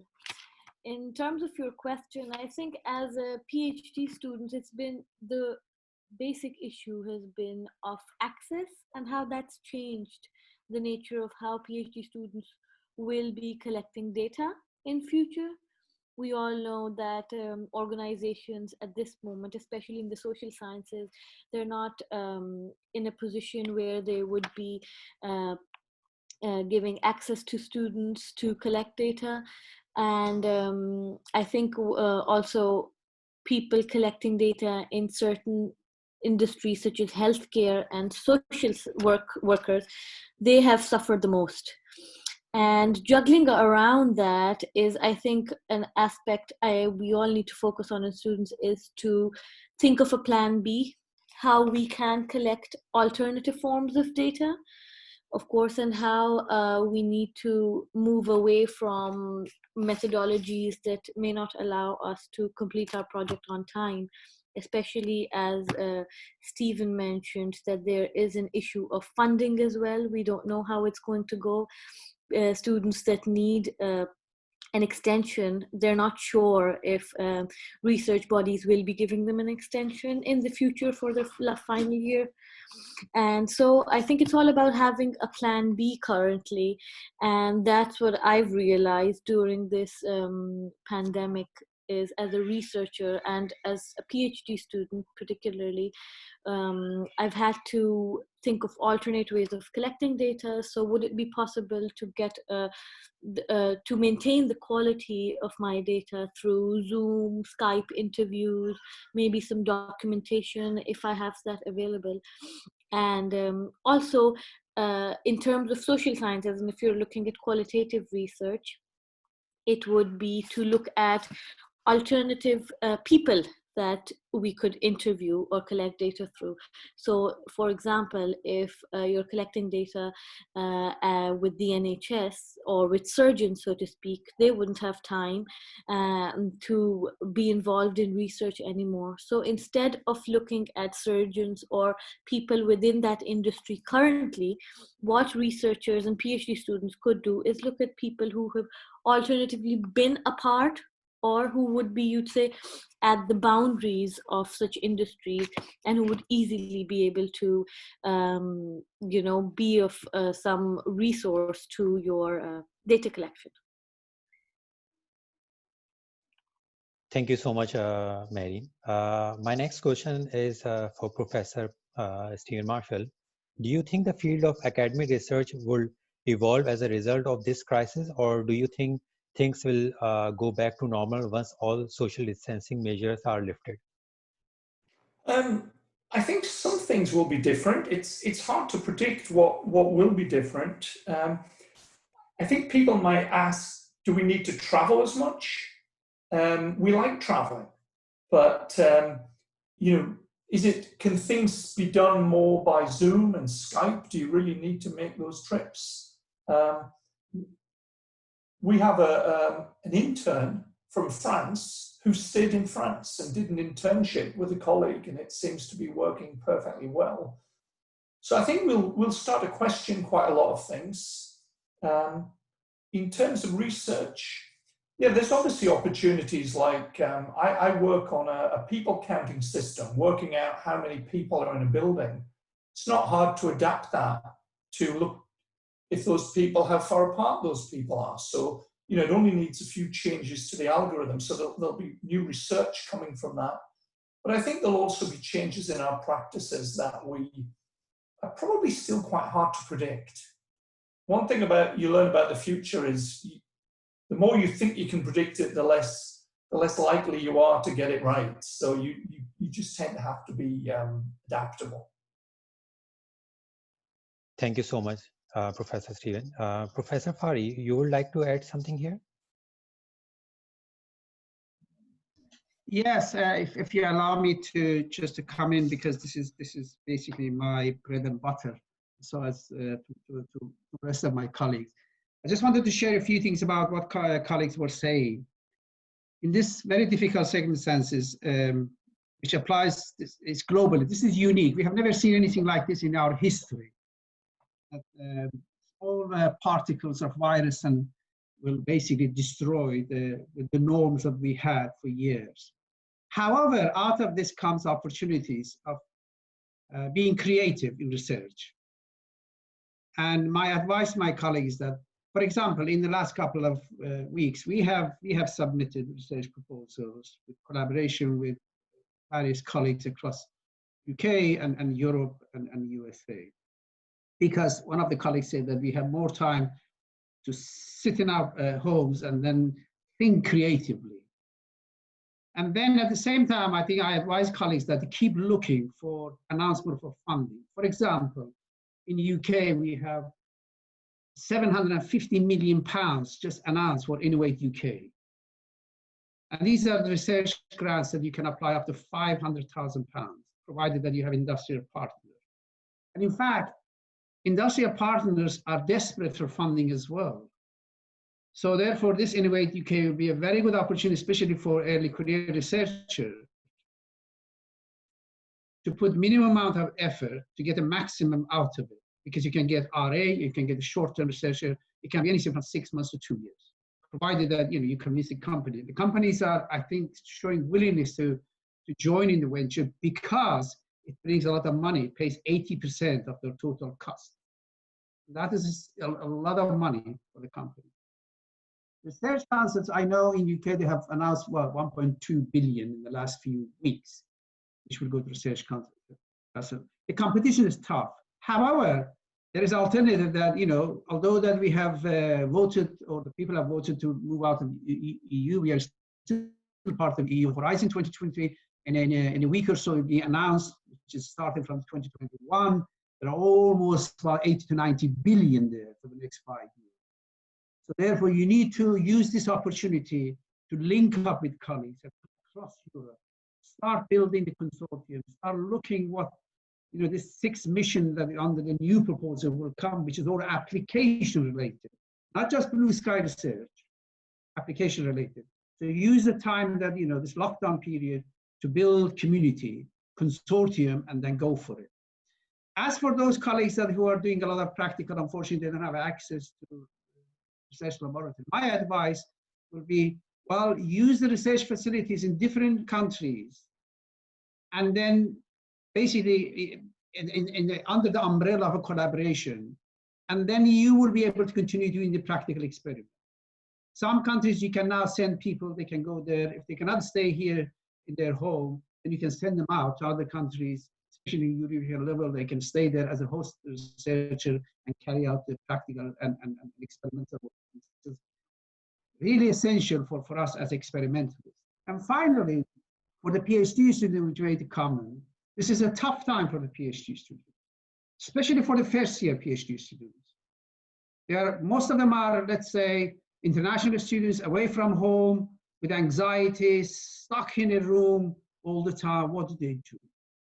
Here, I think the fundamental and the critical thing for supervisory team to have a regular chat, official meeting, which is a group-based meeting, and ensure that the momentum and enthusiasm and the passion of the students doesn't deteriorate.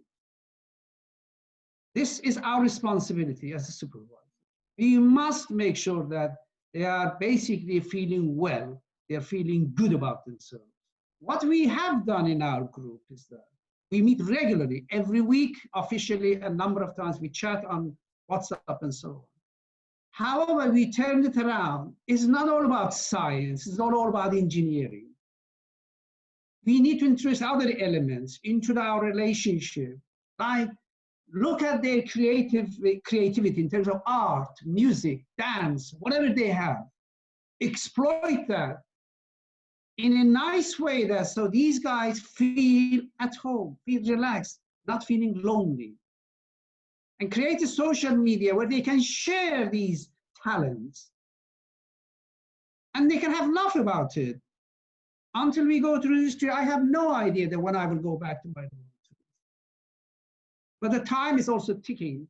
And I know that some research funders are not going to extend at least the financial side.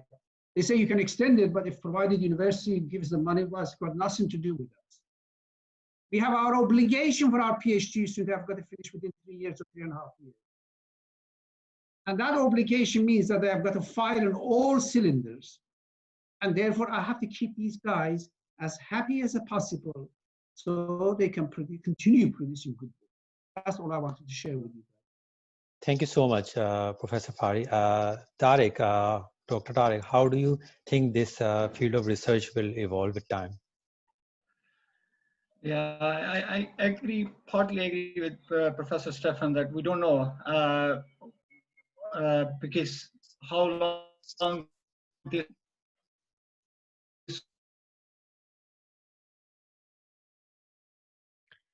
Your video is pausing, Tariq. Perhaps we take the same question from Dr. Tahiri and then we can come back to Tariq. I think there is a technological problem at his end. Yes, sure. I'm happy to answer this question. And I basically share a lot of thoughts from the other colleagues. And I certainly believe some aspects of it would change for like, a good amount of time, especially even amongst our colleagues. We find, for example, the use of Teams for organizing meetings and logistics of the department quite useful, even much better than what we used to do before.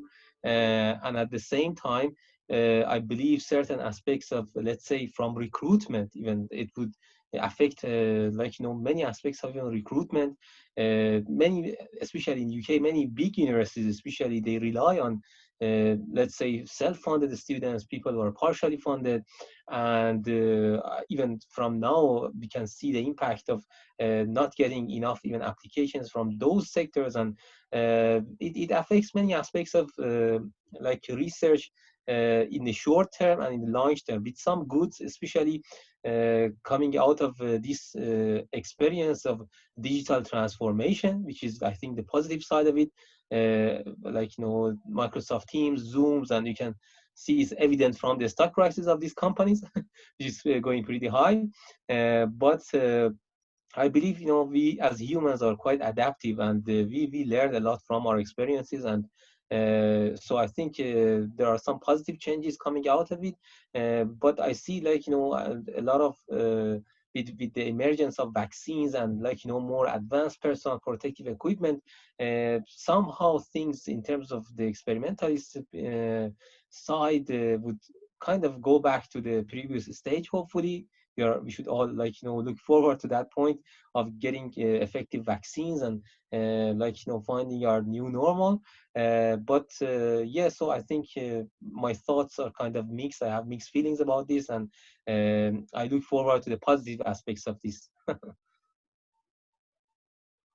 Thank you so much, Amin. Before, I think Tariq has some connection problem, and I think that's the reason we should. I think that's the reason we should focus on the field of Professor Fari on visible light communication to get extra high gain bandwidth. Professor Steven, I have one last question for you. We understand that during the pandemic also encourage you to learn a new skill. Would you like to share with us? Yes, while we were off, I decided to buy a 3D printer. So I bought a small entry-level 3D printer, and it's brilliant. It's as an engineer, there are so many odd jobs at home where we have something which works, but a little piece is broken, or I need a plug to fill a gap. And you can even print lots of these little cats which wave at you. And I just think it's marvelous to be able to take a CAD package. You imagine something, you draw it in the CAD package, and then you just see this thing emerge into a real object. So I find that fun and useful. So that's what I've. So I'm afraid not history or art or a new language or yoga, but something quite engineering, but fun and useful, and I would encourage anyone to do it. Thank you so much, Professor Stephen Marshall. Tariq, are you here? Hello, Tariq. Hello. Yes. Can you hear me? Yes.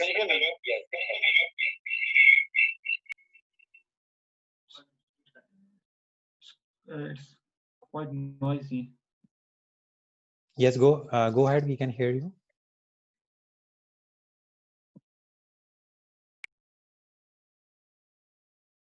Hello, can you hear me now?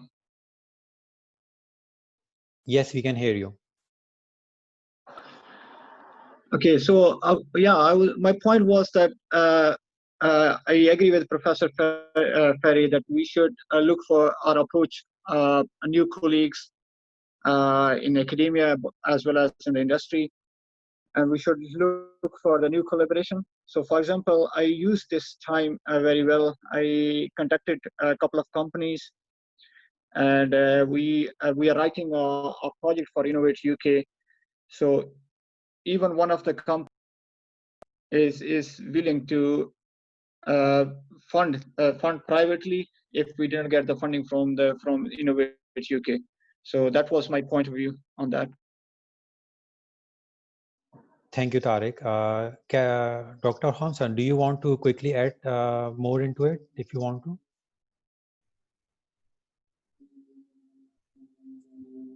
Yes, I just wanted to say, pick up on the point made by Professor Fari about the making sure students are okay if they're isolated. So I think that's something that's really, really important, because otherwise, if you're not happy, you're not going to do your best work. So I think that's a really good suggestion. Thank you, Dr. Hassan. Mehreen, do you want to add something into this? I think with the current pandemic situation, one thing that as researchers, students, be they or researchers in academia or any other field, I think we also need to focus on the fact that we have to put in certain situations our personal well-being and mental health first.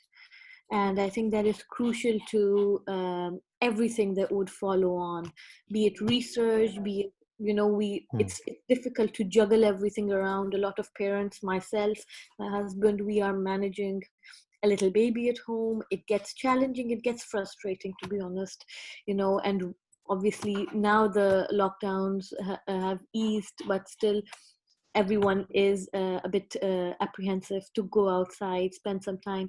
So in a way, it's very difficult to stay at home or stay indoors. A lot of people may not even have the facilities to work at home. You know, they may not have access, or we at least I would say for myself, I am fortunate enough, you know, I have a desk to sit on, I have a place to write, to think, and apart from all the juggling that we all have to do.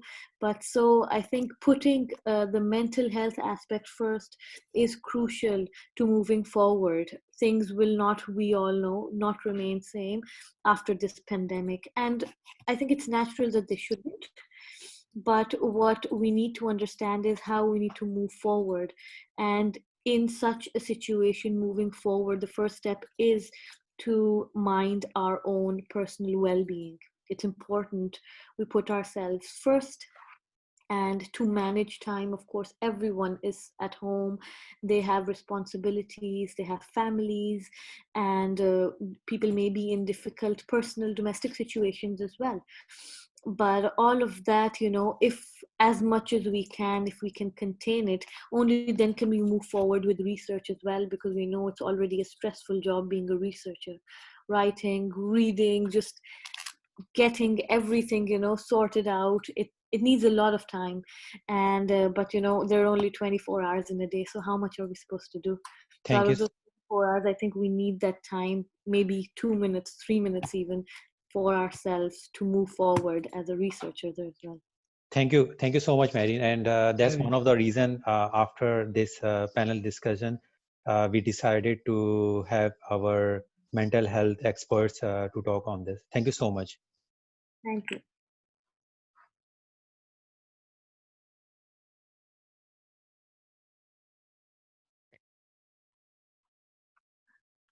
Hi, everyone. So now we'll move to our mental health research panel.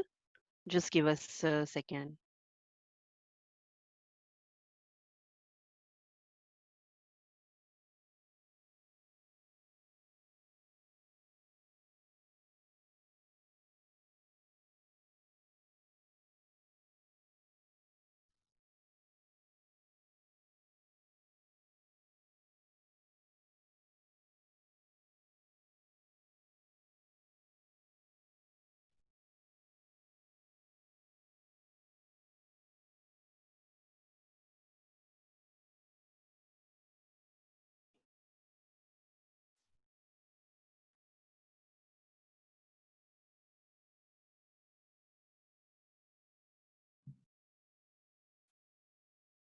Hi, everyone. We have our panelists here for the mental health panel. This pandemic has impacted a lot of us. And the idea is that we have certain experts here who can share their views on what can be done to support our academics, our teachers, our students through this time. As each speaker has their turn to speak, if you could briefly introduce yourself as well, that would be great. Jeff, starting from you, are you seeing this pandemic is significantly impacting the mental health of students and academics in the higher education sector? If yes, then in what ways?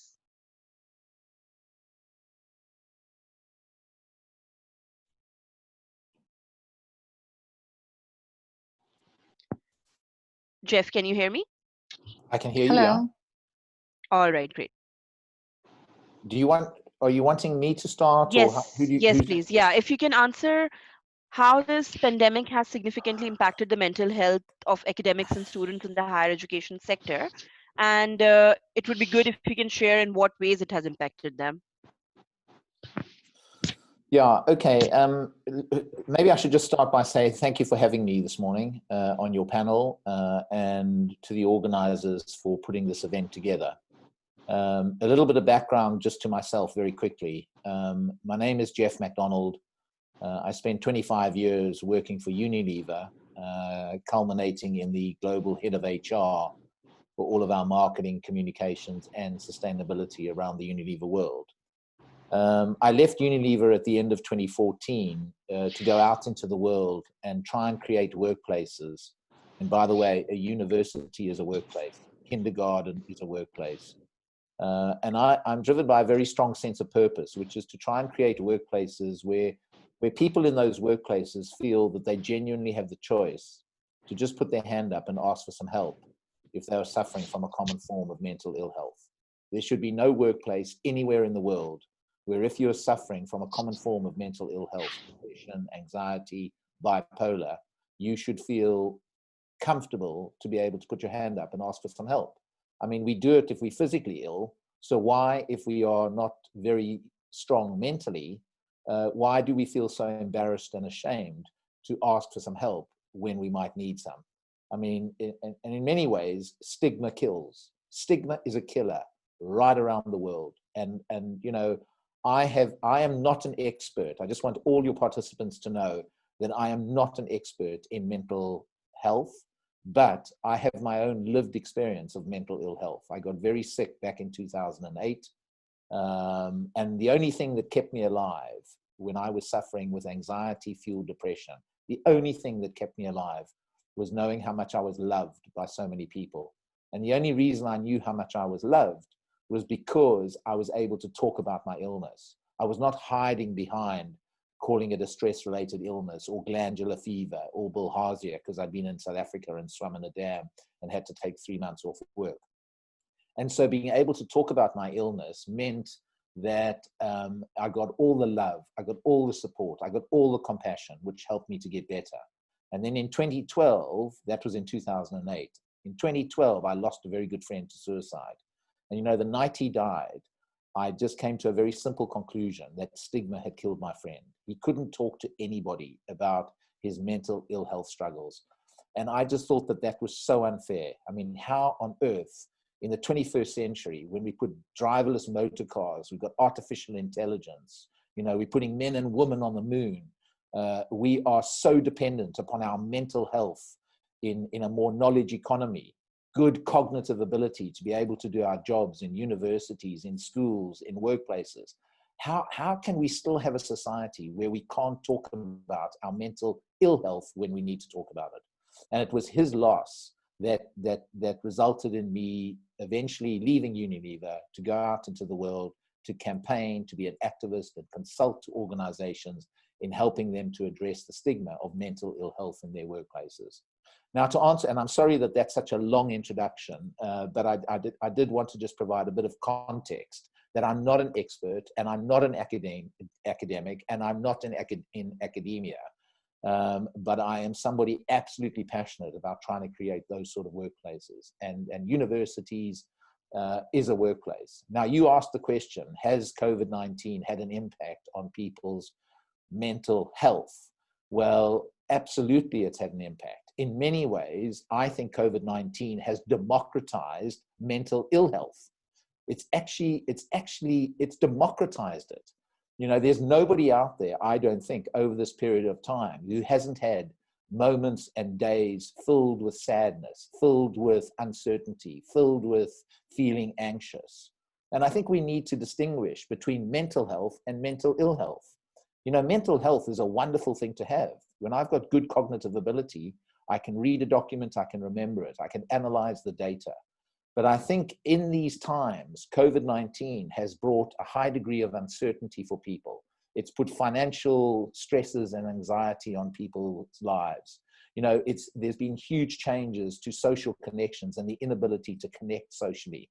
All of those factors have had a huge impact on the mental health, the emotional health of both students and, I'm sure, teachers in universities. You know, I've got two children. I've got a 25-year-old, I've got a 22-year-old. My 22-year-old got her results today. She's finishing off at Leeds University, but she's going out into a world where she's not sure whether she's going to get the job. You know, she doesn't know how she's going to find a job right now. There is so much uncertainty around her. And so I think these factors around uncertainty, financial security, a disruption to social connections has absolutely had an impact on the good mental health that people have enjoyed outside maybe the pandemic. And I think the pandemic in many ways has democratized mental ill health and is allowing us to have a far more open, constructive conversation, because nobody is immune. You're on mute. Thanks. Those are very valid and useful points. I mean, I agree it's a big topic, and then people are hesitant in talking about it. Neelam, what is your view around the same topic of how the pandemic has impacted the higher education sector and all the stakeholders that are involved?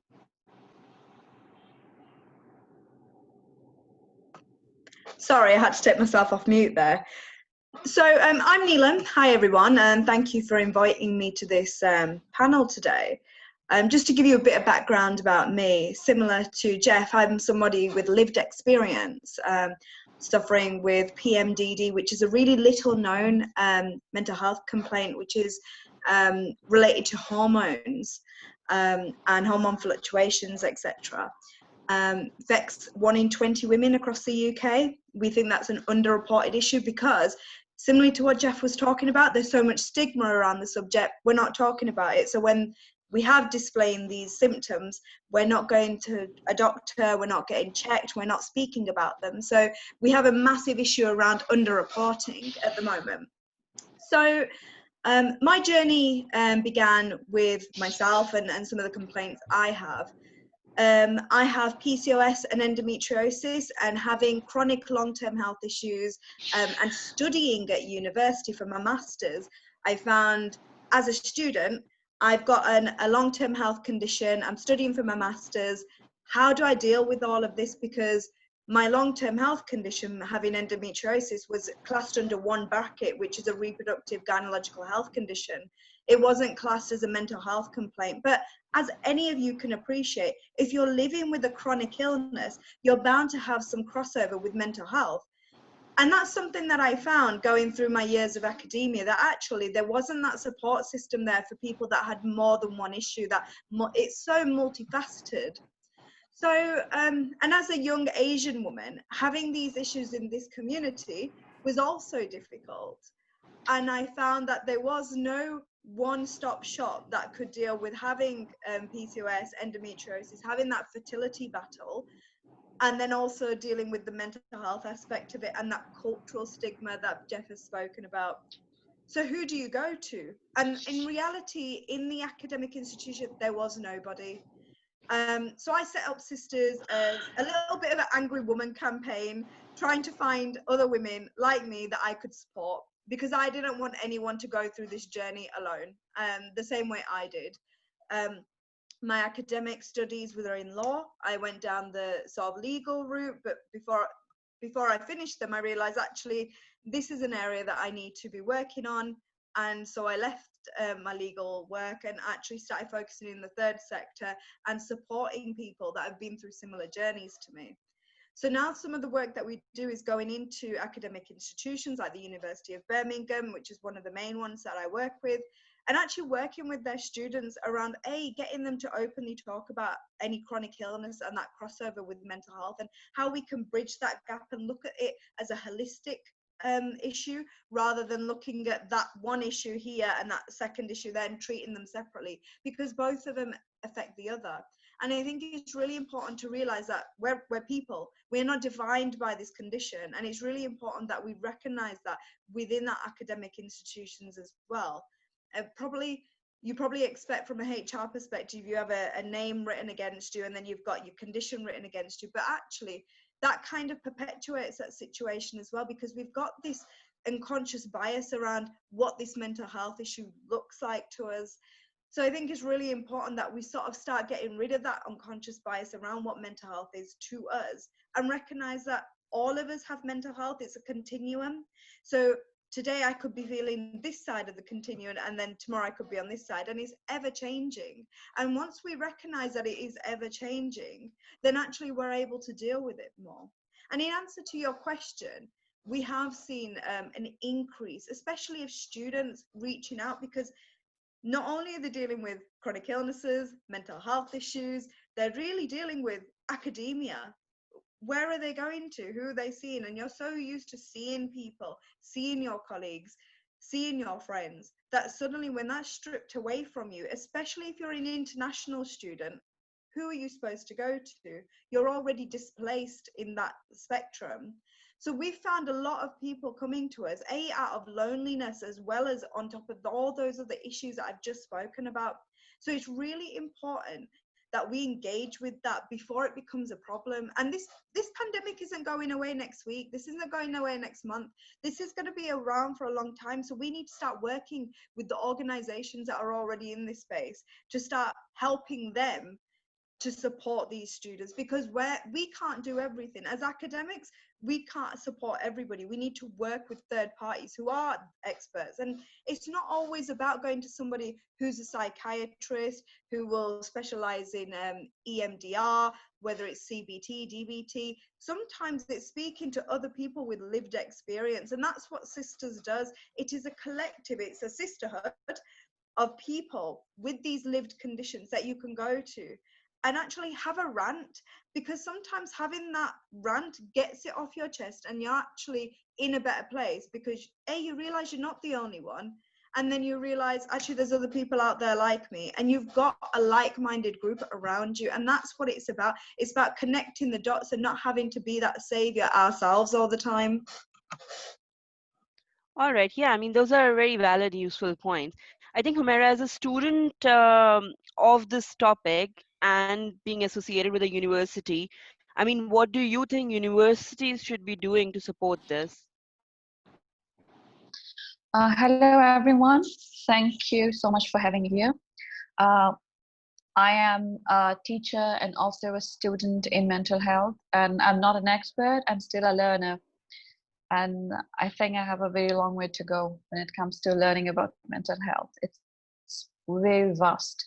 So I'll basically start with the stressors that COVID-19 has offered us. Due to the abrupt transfer from traditional teaching to online teaching, you know, sometimes even teachers and students, you know, alike, they are facing a lot of issues. First with, you know, this teaching, learning through online systems, it's itself a stressor, because sometimes there are connectivity issues, sometimes there are other issues, you know, but which is basically affecting of how a teacher is teaching and how a student is learning. And I'll just take the point from the other panelists, is that it's about the uncertainty of the situation. Sometimes as a PhD student, I feel like, you know, it's exactly feeling like I'm driving in smog. I don't know where I'm going to. I don't know where I'm heading to.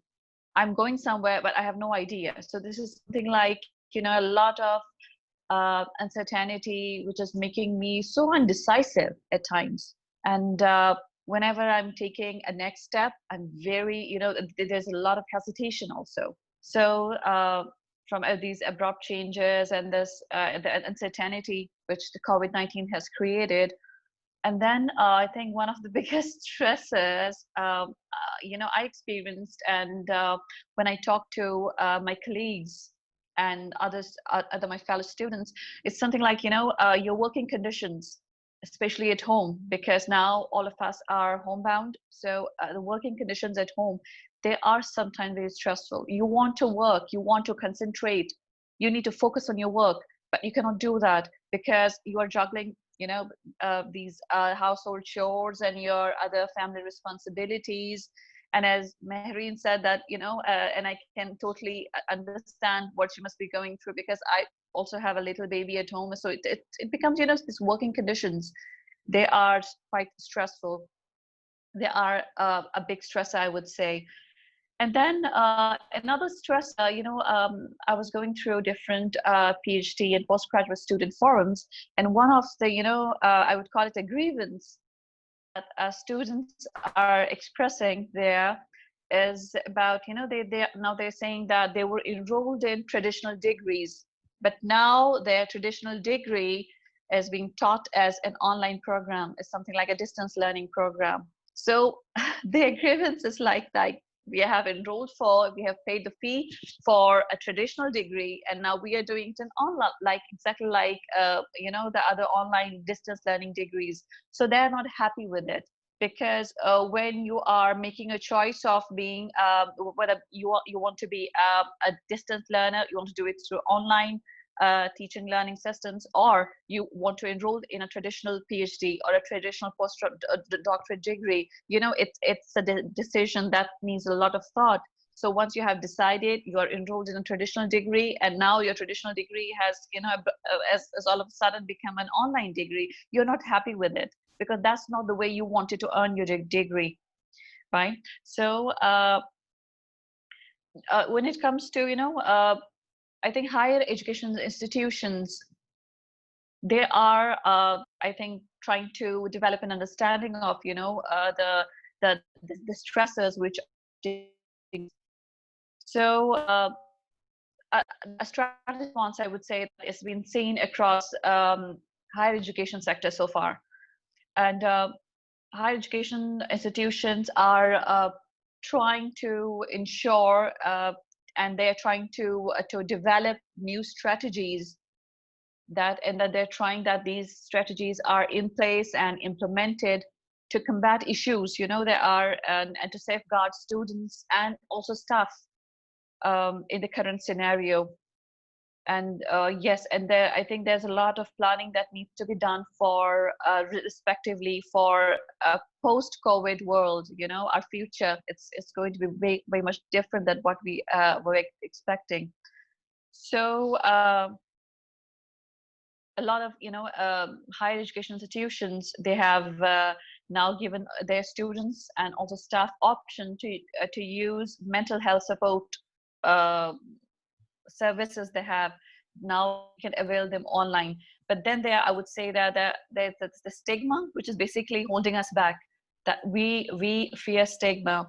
And interestingly, I think for the last 12 years I'm working on postpartum perinatal mental health, postpartum depression, and that was a theory until I had it myself. So I also had have a lived experience of postpartum. Thing we holding us back from using any mental health support systems or services is because we are afraid. We are afraid of stigma, and as Neelam said that, it's a big, especially it stands true for me too, because coming from an Asian society, we are fearing stigma so much that even if we are given an option that we can go for mental health support services free of cost, but still we won't be availing it. That's because of the stigma. Thank you. Thanks, Humera. That's useful. I mean, you're very right. I mean, the stigma is definitely there.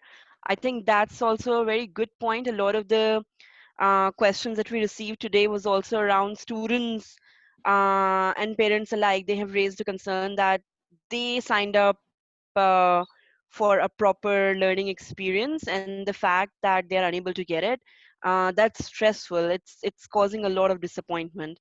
I'm just conscious of the time. I think I'll want to conclude the panel with a question to all of you around what one advice would you want to give to academics and students to tackle any issues they may be facing due to this crisis in the current environment, whether it's for students who are unable to have the classroom engagements, or university staff that might be on furlough, or researchers who might not be able to do their job as they were meant to.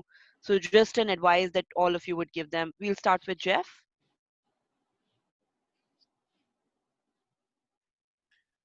Yeah, look, I think universities, and I'm not sure to what extent you are connected in with some of the work that Universities UK is doing around mental health.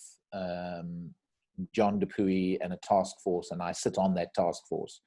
But you know, I would come back to this. The single most important thing, and I think we've all raised it, is how do we, among students, amongst teachers, and the broader community that represents those students and teachers, how do we address the stigma, particularly, as you have all said, in what I would call a Asian Middle Eastern culture? I mean, the layers of stigma are enormous. They are enormous. You know, I've done work out in India, and, you know, talking about going and seeing a psychologist, I mean, the language is around a mad doctor. So you're off to see a mad doctor. I mean, I think we've really got to think very, very hard. And it's about investing big time in training and in education. You know, the reason we have stigma is because people are uneducated. People have not been trained in this space. They don't understand what is depression, what is anxiety. This is real stuff. And so I think the least we could do is to begin to address the stigma, so that students, so that teachers all feel comfortable to go out and get the support and the help that they would need. Thanks, Jeff. What would you say, Neelam? What would your advice be? You're on Neelam, mute. you're on mute. Sorry, I had a whole speech there. I think we really need to stop reinventing the wheel. We need to start working with the institutions around us and the grassroots organizations, especially from a perspective of academics as well as students. We really need to work at a grassroots level here. We really need that peer-to-peer support as well. So I think institutions really need to engage with the services that are already available, and that extends beyond the ones that we know about, like Mind, etc.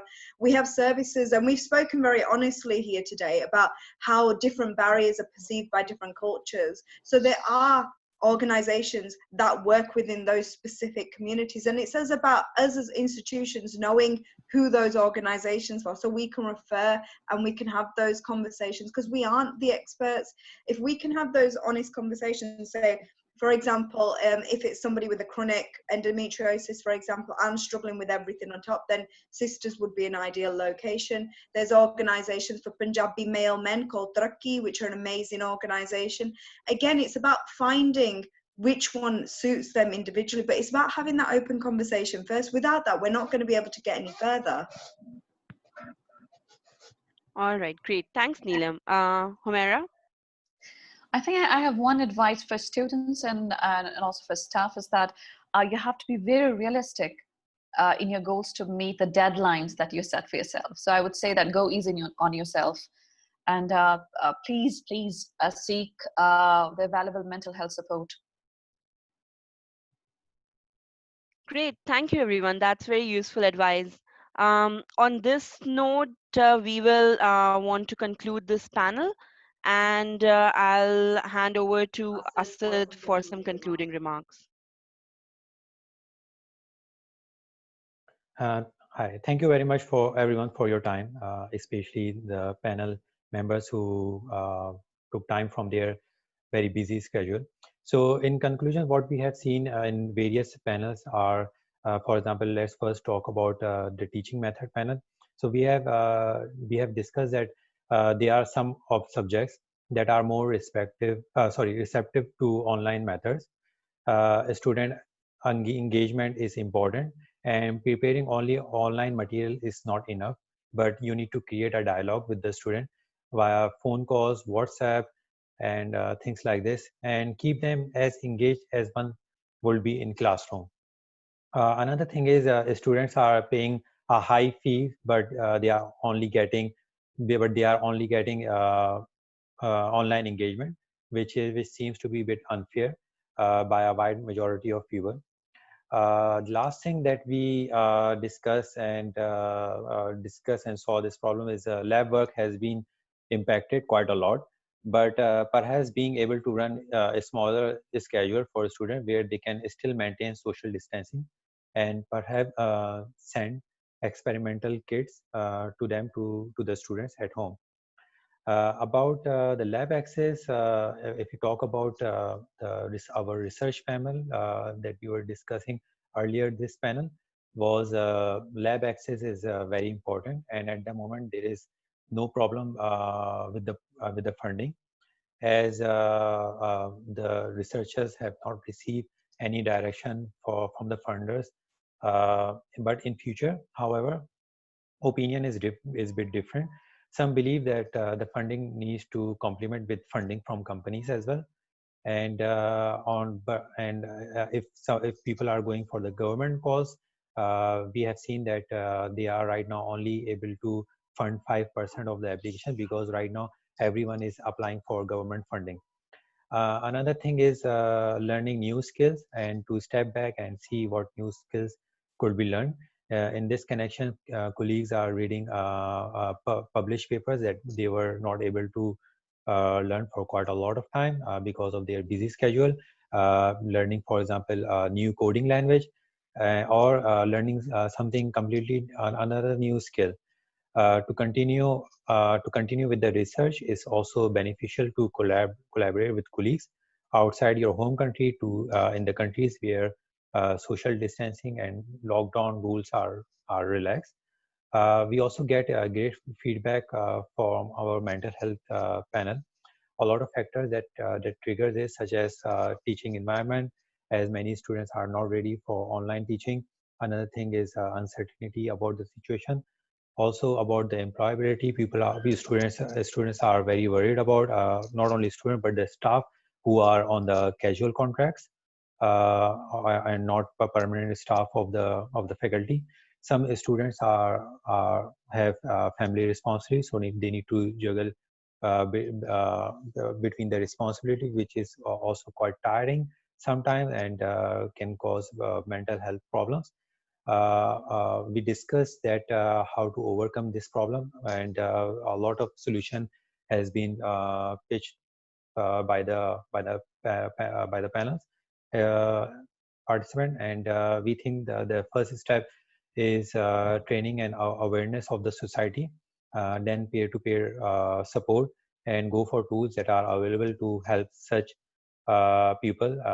For example, it can be from champions within the university that can advise you to tackle mental health issues, and charities, or for example, special subgroups that focus on some special mental health problem. Okay, so that's all from us, and thank you again everyone for joining us. In future, we will have 2 more webinars.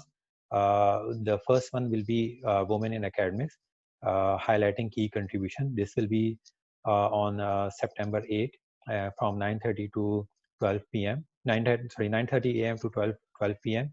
The next one will be Global Material Science Summit 2020. This will be on 30th of September from 9 a.m. to 12 p.m. Thank you very much again. Thank you, and have a nice afternoon. Bye.